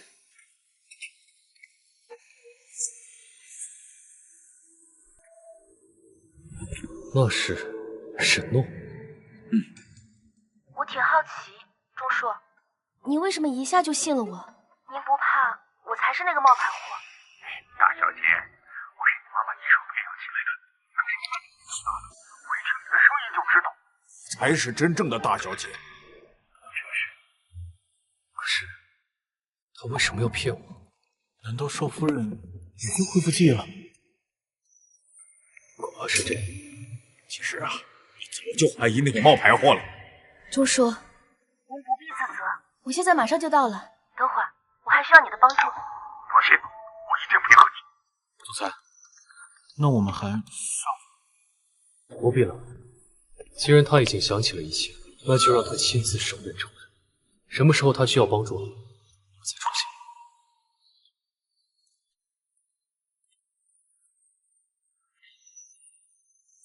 我好，你说大小姐今天来是为了当众验证基因信息，继承属于她的股份。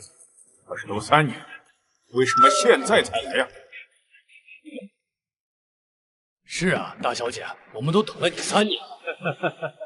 诸位，稍安勿躁啊！听雪作为宋氏集团未来的掌权人，他总不能什么都不懂啊。所以这3年以来，还一直在海城努力的学习。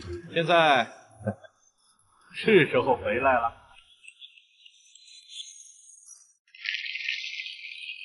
没错，放心，我会带领大家让宋氏集团更上一层楼。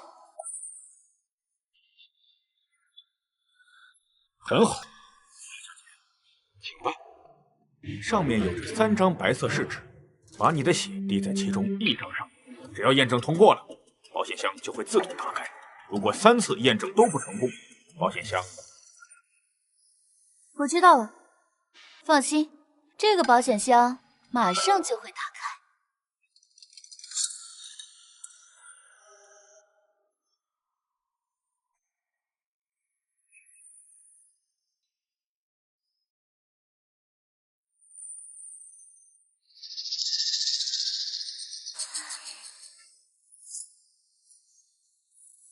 失败了，验证失败了，我验证失败了。不是大小姐，说你到底是谁？这不可能，明明就是宋天雪的血。就是啊，这是什么情况？是不是这个破玩意儿是失效的？这个保险箱是宋董斥巨资打造，不可能失效。难怪我总觉得现在这个大小姐很认真，原来呀，就是个冒牌货。说，把真正的大小姐藏哪儿了？周大海，你血口喷人！一定是你对这个保险箱动了手脚，所以听雪的身份验证才会失败。卑鄙小人，你就是害怕听雪回来之后抢走你的权利。你胡说八道！怎么回事啊？那这人是谁啊？太复杂了。陈国豪，你倒真是会倒打一耙。钟叔对我和我妈妈忠心耿耿，只有你是表不熟的白眼狼。你谁啊？这有你说话的份儿吗？来人，把他给我轰出去！这话应该是我问你才对的。这里是宋氏集团，你为什么会出现在这儿？陈宇，听过这名称，是什么呀？和陈国豪一样姓常。我知道了，她是陈国豪的私生女。3年，是你才冒充大小姐，简直是胡说八道！有宋听雪这么一个女儿，你们想想，我作为一个父亲，我怎么可能连自己的亲生女儿都分辨不清？没错，我才是真正的宋听雪。你不是宋，所以整整3年你都不敢验证身份，直到你们误以为拿到了我的脐带血。可惜我早有准备，我提前找人把脐带血换掉。各位，我才是宋听雪。3年前，我被亲生父亲恶意纵火，试图烧死我，还让陈以宁冒充我。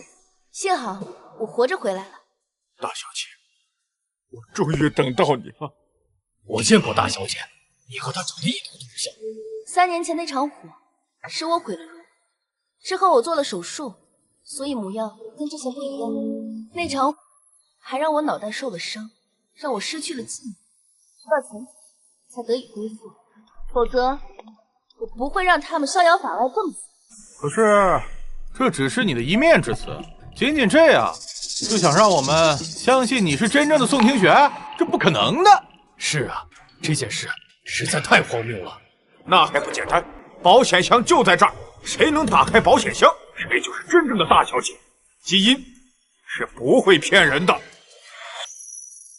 没错，我今天来就是为了打开保险箱，拿回属于我的股份。住手！要干什么？现在这台机器只有2次验证机会，那岂不是白白浪费1次？还有你们，公司的董事任凭一个外人在这胡闹吗？怎么了？还有2次机会，刚刚错了1次也无补，何况还不一定是错的。各位说呢？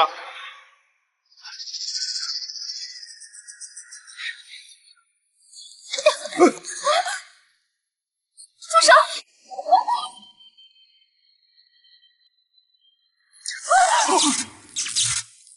得不到的，谁也别想得到。妈，这个保险箱是你特意给我设计的，可惜我没有保住它。竟然毁了保险箱！你们果然是冒牌货！哎，这可怎么办呢？大不了还像从前那样，由第三方监管，继续行使股东的权利，反正不影响集团正常运转。我们没有掌权人，我们宋氏集团还怎么发展壮大？我们怎么跟其他企业竞争啊？这就简单了，听雪他现在就在这，只要你们承认他的身份，这一切的问题就会迎刃而解。再说了啊，我这个当父亲说的话，难道不比这个破机器更可靠吗？是啊，这个机器连我的血都验不出来，说明它就是个坏的。我现在毁了它，有问题？你们以为这样我就拿不到我的股份了吗？我妈临死之前就看出了你的狼子野心，所以给我设置了双重保障，还多次提醒我小心一点。我还是低估了你的恶毒。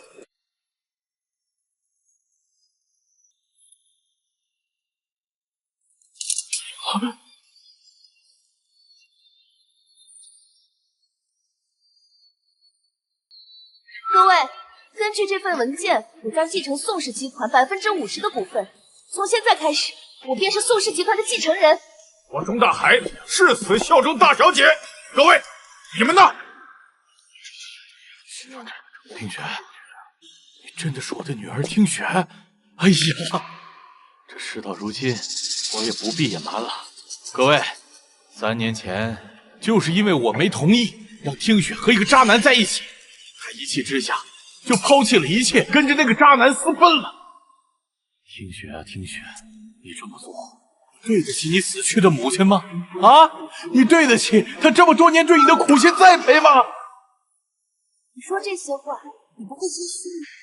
不是因为你不辞而别，我又怎么可能让你的妹妹来代替你的啊？再说了，当年我要不这么做，宋氏集团的股票就会一落千丈啊！没错，我就是为了给他收拾烂摊子，所以才冒充他。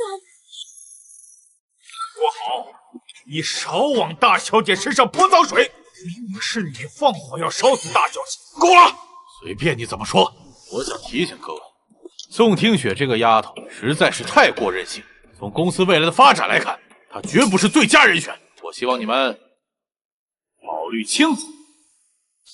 怎么办呀？现在搞成这样，陆国豪，都到这个时候了，你还不死心吗？知道就好。可是我这么做，也是为了不让你妈的心血被糟蹋呀。你警惕吧。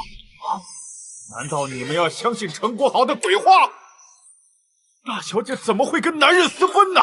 老周，不是我们不相信大小姐啊，只是掌权人这一事涉及到集团的未来，我们不得不从长计议啊。是啊，大小姐被人冒充了3年，这么荒谬的事情都发生了，由不得我们不慎重啊。确实要考虑清楚。从长计议，我看没什么必要了吧。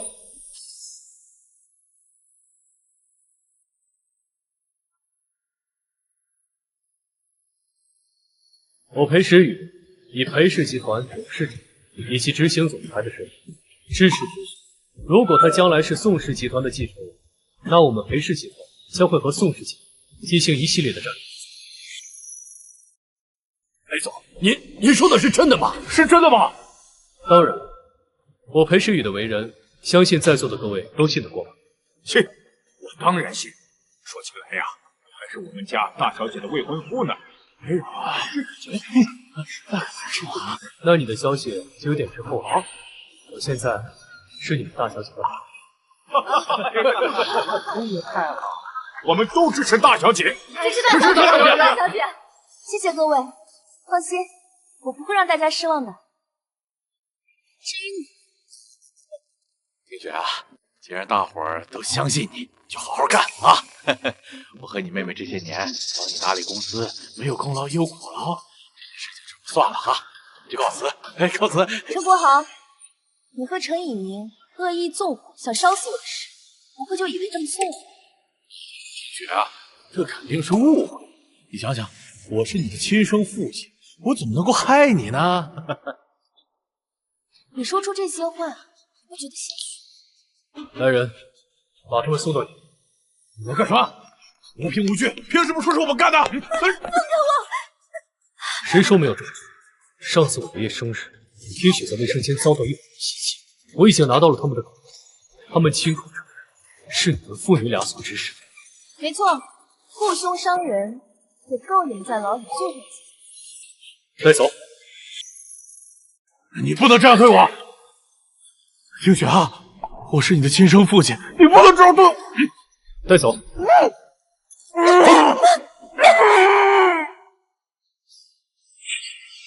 恭喜大小姐！钟叔，应该是我谢谢你才对。哎，我什么都没做，你能够顺利拿到股份啊，多亏了裴总。裴总，你们俩既然已经结婚了，什么时候办婚礼啊？刚好啊，给我们大小姐冲冲喜呀，对吧，各位？是啊，是啊，是啊。你这个主意不错，我看这个不急，我们到办公室说吧。是是，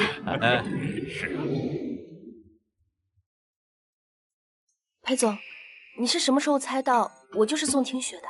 爷爷的生日会，当时他告诉我，现在宋听雪可能是假冒的，而你极有可能是真正的宋听雪。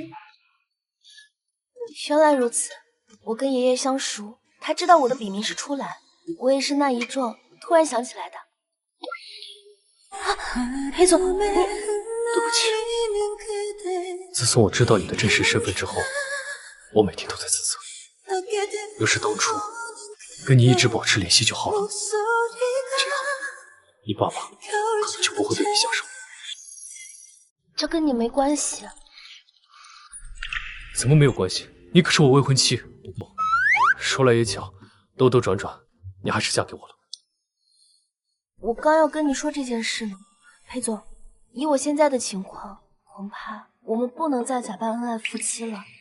我想，我们的合作还是就此结束吧。你什么意思？我的意思是，我们现在去离婚，你不用担心阿姨给你找什么相亲对象，她不是那种不讲道理的人。你好好跟她说，她一定会尊重理解你的。不行，我不同意。我们本来就有婚约，现在都已经结婚了，我们还离什么离？当初跟你结婚的是沈诺，而且我们本来就是假结婚，就算现在不离，1年之后也会离的。说来说去，他就是要离婚。难道他对我就没有一点点心动和不舍吗？可是宋氏集团董事会都已经认可我们的关系了，如果我们离婚，你怎么跟他们交代？我会靠能力得到他们的认可。那也需要时间，在你彻底掌控宋氏集团之前，我们就维持现在的关系，可以吗？可这对你有什么好处啊？你现在可是宋听雪，能有你这么一个儿媳妇，我妈得高兴死。这样难道不够吗？原来他执意不肯离婚，也只是为了给裴阿姨一个交代。好吧，那我们既然各取所需，那就继续维持现状吧。我暂时还回不了海城，如果你有什么需要，随时联系我，我会尽量配合。那就这么说定了。不过，你可不可以不要再叫我裴总了，你就叫我名字吧。你再说听听。诗雨，大小姐，你要的资料我都给你找到了。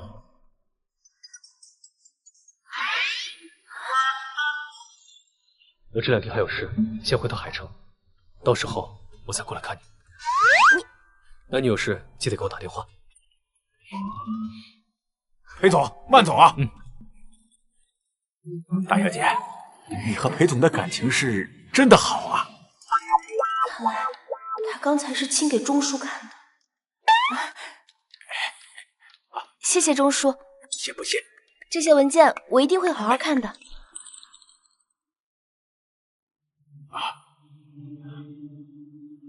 怎么还不回来呀？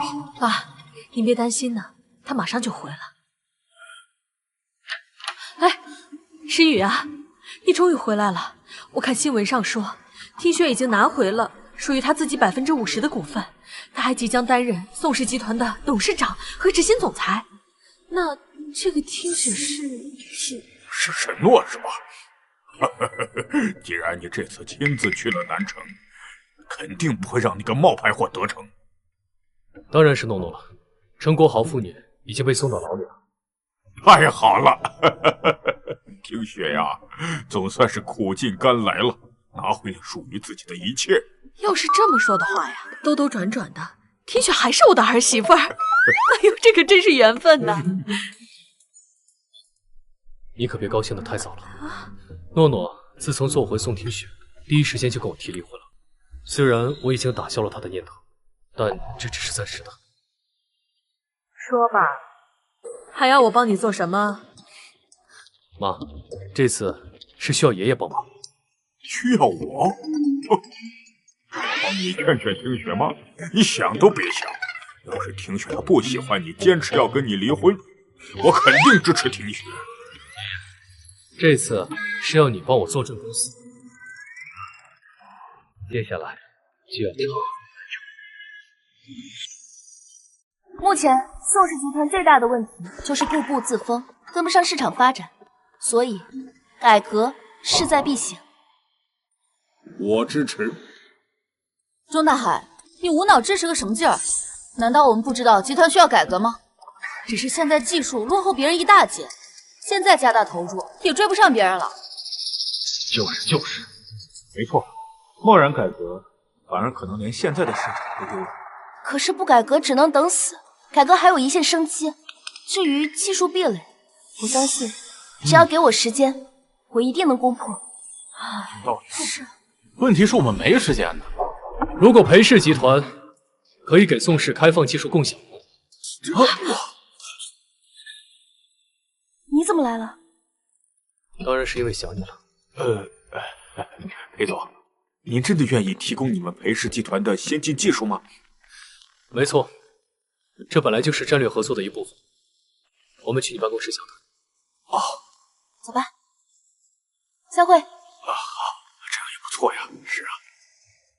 石宇，你这么做对裴氏集团没有任何好处，我不会同意跟你签战略合作协议的。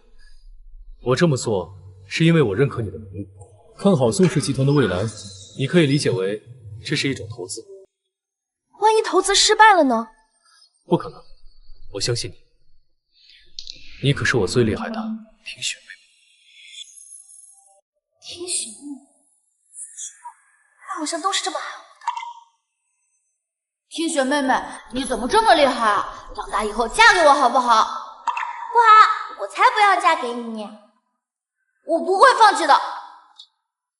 听雪妹妹，这束花送给你，长大以后嫁给我好不好？不好，我才不要嫁给你呀！听雪妹妹，这个玩具送给你。听雪妹妹，你吃蛋糕吗？听雪妹妹，这些书送给你。不好。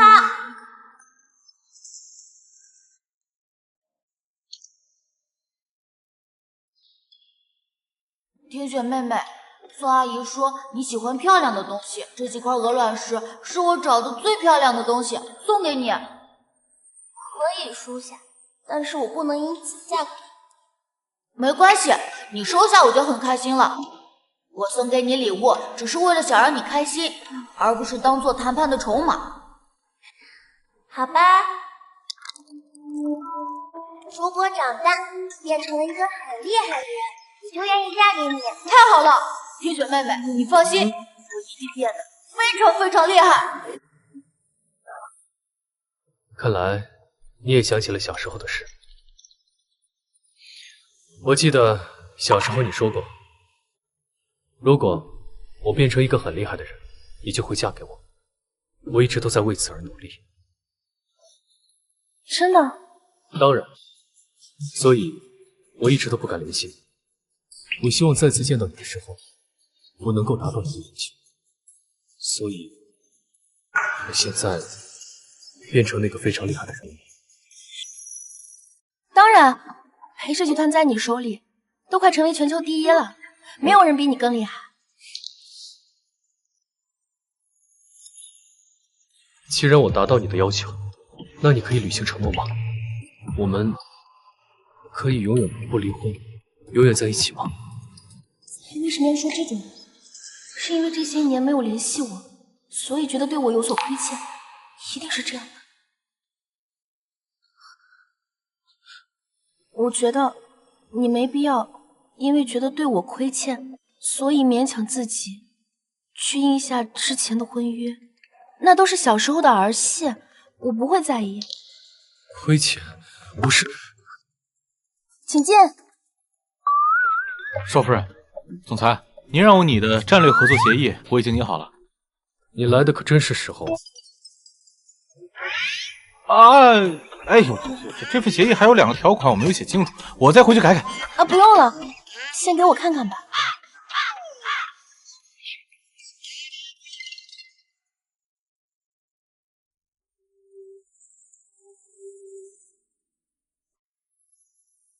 我没有任何意见。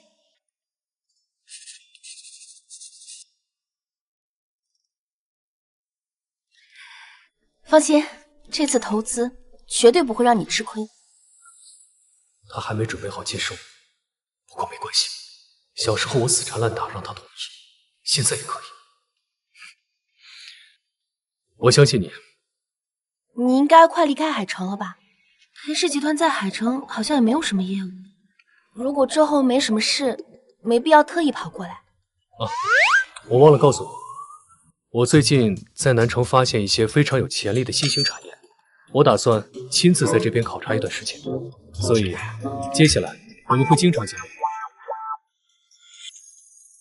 可是我接下来会很忙，恐怕没有时间跟你见面。你说的新兴产业是什么？或许我可以帮你问问。什么新兴产业？都是总裁为了接近少夫人的借口。没想到少夫人这么不解风情，这下总裁有的苦都吃了。不用了，我自己可以搞定。你先忙吧，我先走了。好。少夫人现在一心只有工作，你打算怎么办啊？小时候她不也是这样，不是忙于练琴，就是沉迷于看书，最后还是答应和我结婚。啊！哎，总裁！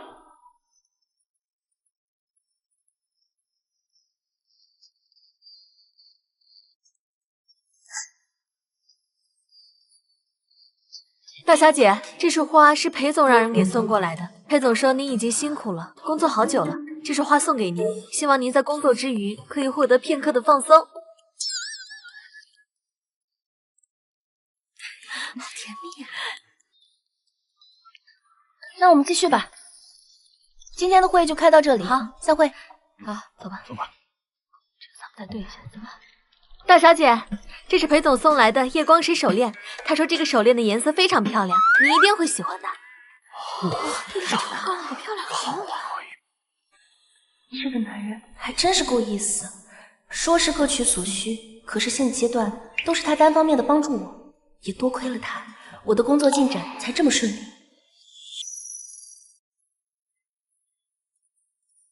哎呀，这又是裴总送的吧？大小姐，这就是裴总命人送来的。裴总说这是传说中的焦尾琴，他无意中得到，为了避免它蒙尘，就干脆送给您。焦尾琴啊，是那个传说中的4大名琴之一啊！看来裴总对您是真爱呀。他都说了，是无意中得到的。这把琴啊，就在前2天在拍卖会现场出现，以2亿的价格被一个神秘买家买走了，无意中得到。您信吗？这么贵？他之前送我花送月光石也就罢了，这送我一把2亿的琴，他到底是怎么想的？大小姐，你们俩是夫妻呀，他送您再贵的礼物都是应该的。钟叔，我跟你说实话吧，其实我和裴时雨是协议结婚，他娶我只是为了应付他妈妈的催婚，他其实并不喜欢我，最多1年我们就会离婚。什么？不过您别担心，这1年足够我站稳了。到时候没有裴氏集团的帮助，我也会让宋氏集团称霸南城。大小姐，我不担心公司，我担心你呀。担心我干什么？哎呦，裴总的心思都众人皆知了，你非要觉得他不喜欢你，人家明明喜欢你，喜欢的不得了了呀！这怎么可能？他从来没有。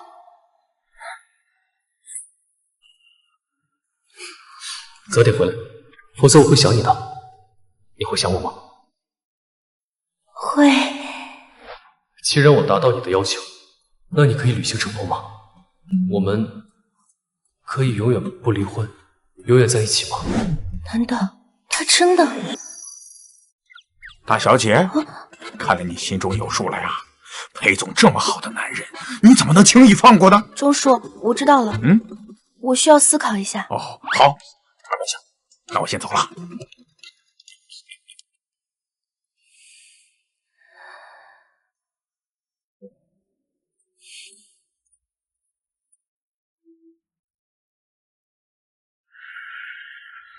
你确定把焦伟琴送到了？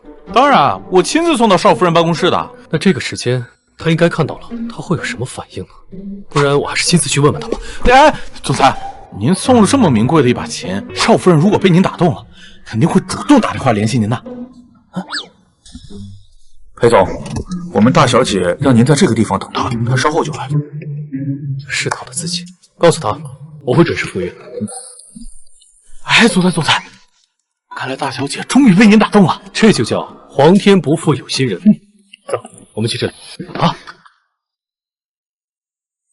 宋天雪这个贱人，依靠你的扶持，迅速在董事会站稳脚跟。我当初就是因为这一点，才拼死嫁给你。没想到你从来不曾正眼看过我。程小姐，拜托了。我看到了，你走吧。记住，今天的事不许告诉任何人。是。幸好爸爸顶替了所有的罪名，让我得以脱罪。宋天雪，你别得意，我一定会让你现在拥有的一切都化为乌有。大小姐，钟叔，发生什么事了？我刚刚收到消息，程以宁无罪释放了，程国豪坚称是他自己一个人所为，程以宁毫不知情。真没想到，他对程以宁还真是满腔的慈父之心。大小姐，你准备怎么办？先找人盯着他。以我对程以宁的了解，他绝不会善罢甘休。好，我现在去。大小姐，张旭哥说裴总已经收到了纸条，请您务必不要放裴总鸽子。大小姐，您什么时候派人给裴总送过纸条？我从来没有给他送过纸条啊。钟叔，是你做的？当然没有啊，大小姐，您的事儿我怎么能自作主张呢？那是谁？难道是程以宁？他为了冒充我，把我的字迹模仿的惟妙惟肖，一定是他。难道他要害裴总？我给石宇打个电话。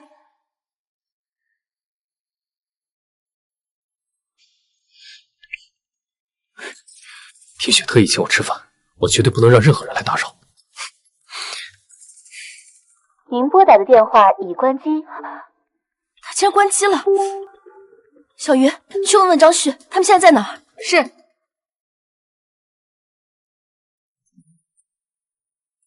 裴总，这是杀鸡汁，是宋小姐特意为您准备的。多谢。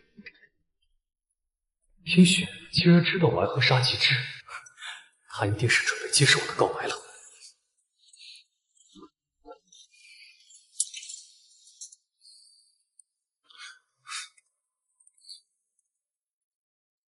天雪，是你？为什么不能是我？石宇哥，除了我，有谁知道你爱喝杀鸡汁？宋天雪那个贱人，你做梦吧！他心里根本就没有你。闭嘴！我偏不！这3年我对你是不够好吗？你为什么就是不肯娶我？我到底哪里不如那个贱人？原来那个纸条是你写的，既然能模仿得过自己，也不奇怪。你就算模仿得了自己，也永远模仿不了他的灵魂。不管怎样，你现在不还是落在了我的手里？不要给我下药！夫人，我把总裁送到这里之后，他就让我回去了。真是没想到，总裁判刑就判晕了，判了个约会，居然是一场阴谋。他不会有事的，哎，夫人，夫人，没错，药就下在这杯杀鸡汁里。明天早上，媒体就会拍到我们，宋听雪会亲眼看到我们俩在一起。到时候，我是不会让你当真的。石宇哥，没有我帮你，今晚你是绝对熬不住的。所以别挣扎了，也许过了今晚，你就能体会到我的好处。放开他！放开他！不可能！你怎么？诗雨，你怎么样？你还能坚持得住吗？贱人，你敢打我！当初陈国豪把你带回宋家的第一天，我就想打你，可惜当时我妈刚走，我没有心情。听着，这一次我会让你和陈国豪有事不能翻身。我只是假借你的名义，把裴诗雨约到了这里，难不成你还能给我定罪？至于我爸，最多坐2年牢就出来了，是吗？可我已经查到，我妈的死就是你和陈国豪的阴谋。你负责买药，陈国豪负责下药，我妈才会缠绵病榻，最后枉死。证据我已经找得差不多了。不可能！当初我记得我爸和我把所有的证据都销毁干净了，你绝对找不到。原来真的是你们害死了我妈！我本来只是怀疑，没想到他刚才说的话我已经录下来了，证据还有他交给警局。是。少夫人，那总裁……放心，这里有我。走。诗雨，我带你去医院。为什么不要了？可是，教诲你收到了吧？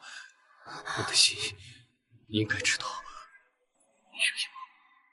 这不是我愿不愿意的事，我是怕这个药对身体有别的伤害，还是去医院比较稳妥。来不及了，如果你愿意的话，你就走吧。你走，你走。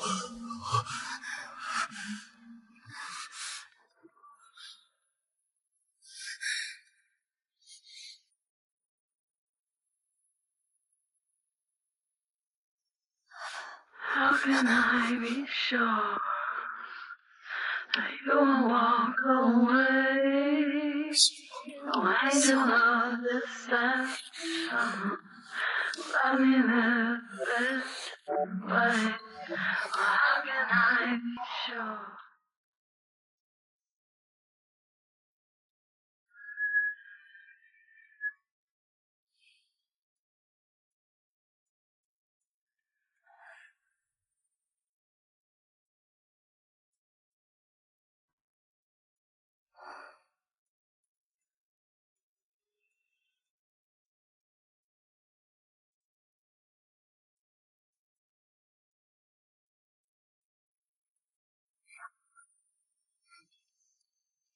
你要去哪？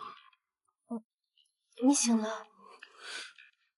刚刚是不是偷亲我了？绝对没有，刚才是你的错觉。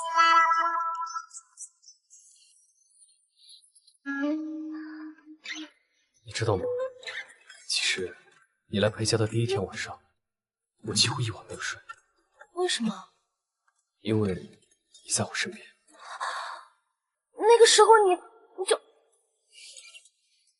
可是你不是跟我说，你对我绝对没有那种想法吗？还说让我不要自作多情。你傻啊？那还不是因为你说对我没有非分之想，我要面子，才故意那么说的。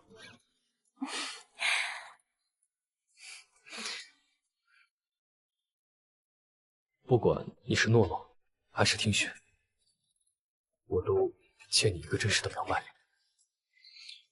总之，你愿不愿意跟我在一起？你愿不愿意跟我在一起？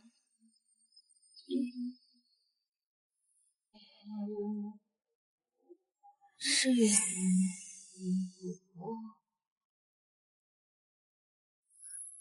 你怎么还迟疑了？昨晚我们都……昨晚的事，你不用放在心上，是我自愿帮你的，你不需要负责。所以，你不打算和我在一起？你这次来海城，是不是为了我？你说呢？你是裴氏集团的掌权人，暂时离开没什么，但长时间不去公司肯定是不行的。就像我也有我的责任。可是，所以你还是回海城吧。我一会儿还有会要开，我先走了。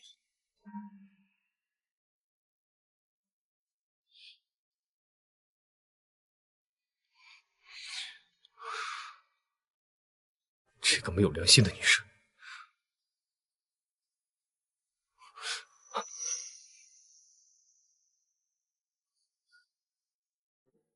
张迅，你帮我去办一件事。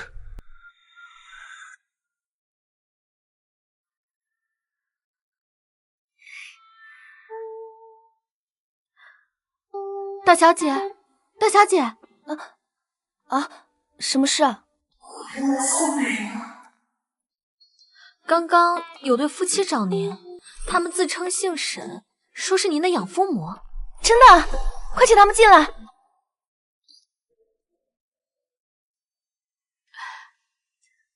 爸妈，真是对不起，我这段时间实在是太忙了，都没有时间去看你们。爸，你的手术恢复的怎么样了？好，恢复的好着呢。医生说我还能再活20年呢。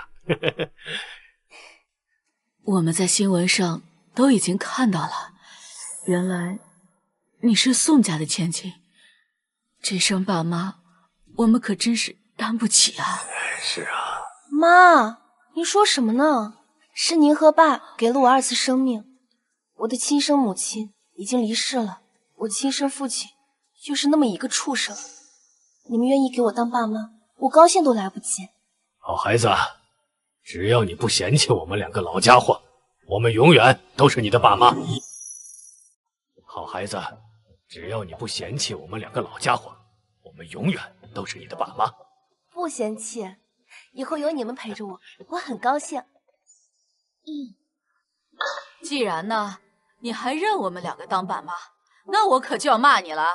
没错，你这个孩子呀，咱们做人呐，要讲良心啊。我干什么了？这石宇是个好孩子，你既然选择跟人家在一起了，又怎么能因为身份的变化对人家始乱终弃呢？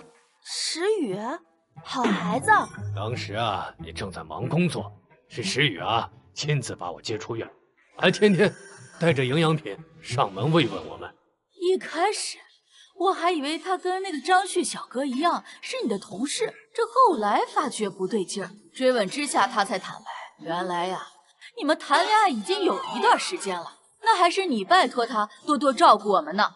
那小子长得又好看啊，又贵气，而且啊，连一点贵公子的小毛病都没有，还亲自帮我换药呢。在我不知道的地方，裴石宇为我做了这么多。是啊，结果呢？你现在成了宋家大小姐了啊，就把人家给抛弃了。诺诺，咱们做人可不能忘本啊！谁说我抛弃他了？今天早上，石宇亲自给我打电话，哭着说不要他了，还说以后不能再给我们2老尽孝了。你说说你呀，他还不让我们怪你呢。诺诺，既然你还愿意认我们这2个老东西，那又怎么能这样对待石宇呢？裴石宇，你这个绿茶！爸妈，事情不是你们想的那样。可是，你们是相信我，还是相信他？那我们当然是相信你了。那就好。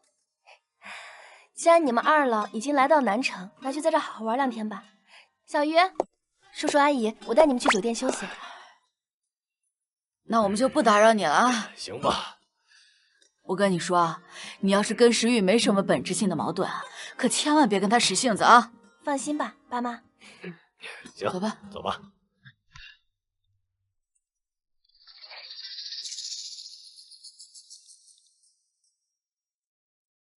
喂，裴爷爷，我给你打电话，是想请您帮个忙。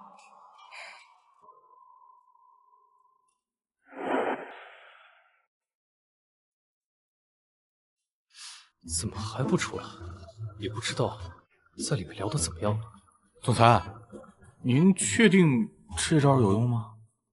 我不确定，不过沈家父母至少救了听雪，他应该不至于不听沈家父母的话了吧？我懂，原来您是没招啊，总裁。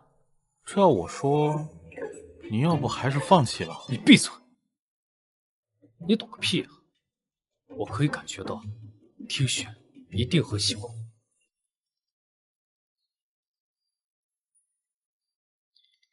爷，公司是出什么事了吗？不是，听雪给我们连电话，你小子现在立马给我滚回来，以后不许再去骚扰他。他真的这么说了？我还能骗你不成？我也要给你打电话。我这一把老骨头还能撑多久？你还不回来？公司是不想要了吗？好，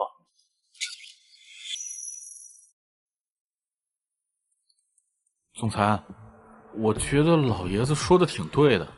你要是再不回去，这陈少爷恐怕又要蠢蠢欲动。原来我的存在会对他造成这么大的困扰。话都说到这个份上了，难道我还能继续死缠烂打吗？去机场。是。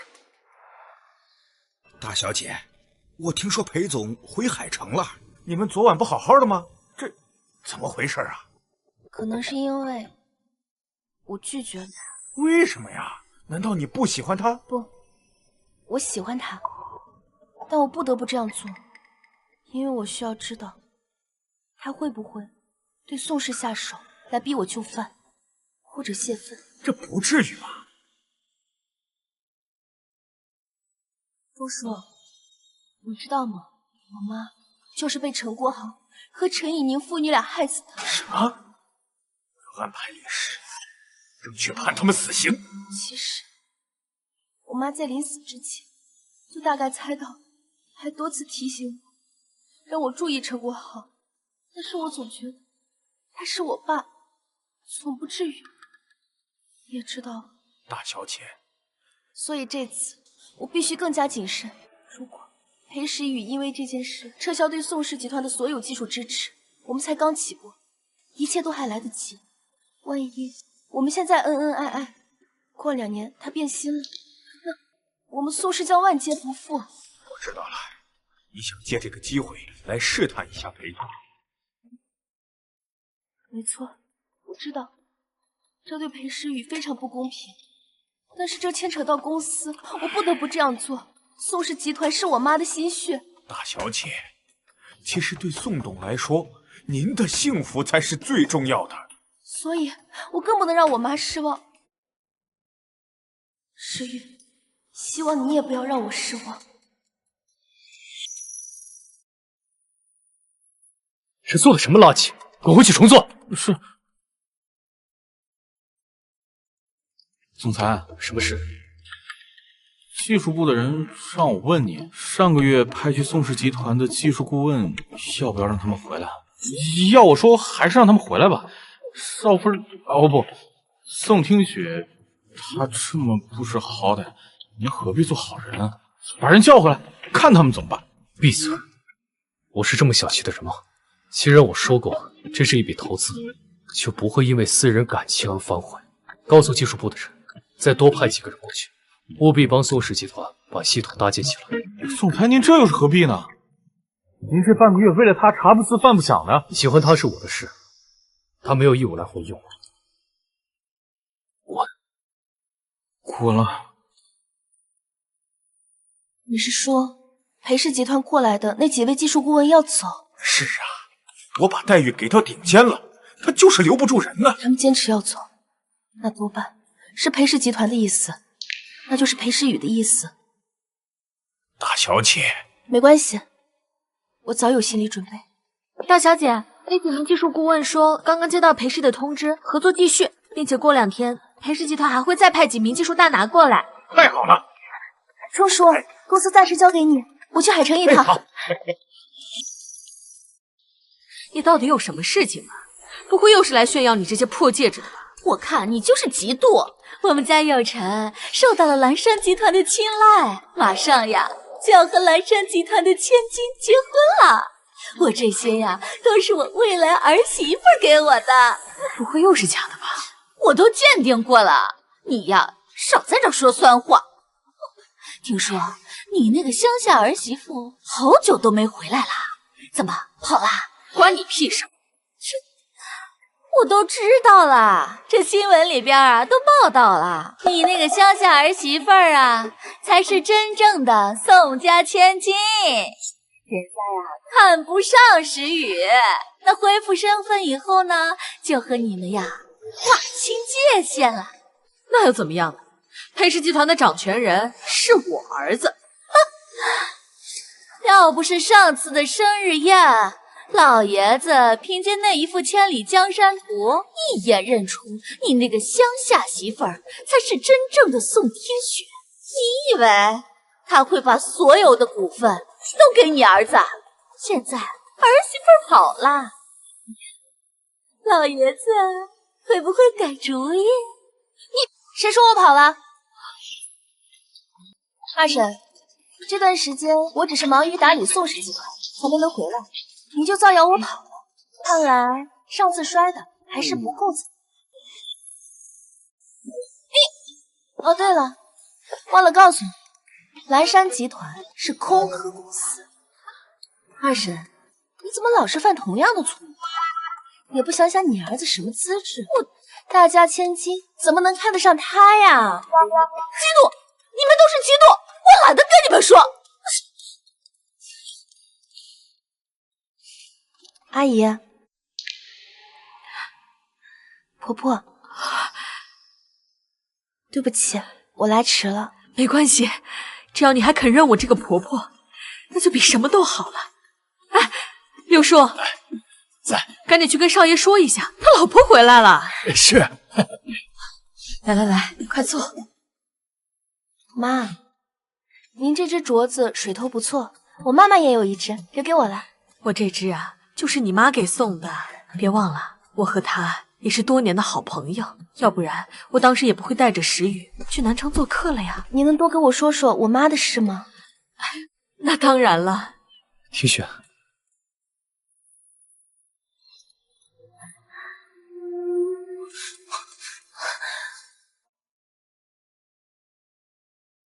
石宇，对不起，我当初因为一点私心，故意拒绝了你。我不在乎，我只想知道，你喜欢我吗？当然，一开始我还是沈诺的时候，就不敢让这份喜欢继续发酵。后来，我做回了宋听雪，却有太多的顾虑，让我没办法正视这份喜欢。谢谢你，是你的坚持，让我也想勇敢一次。可你不是还跟爷爷说，我在南城对你造成了很大的困扰？本来就是啊，我在努力打拼事业的时候，满脑子想的都是你，这不是巨大的困扰吗？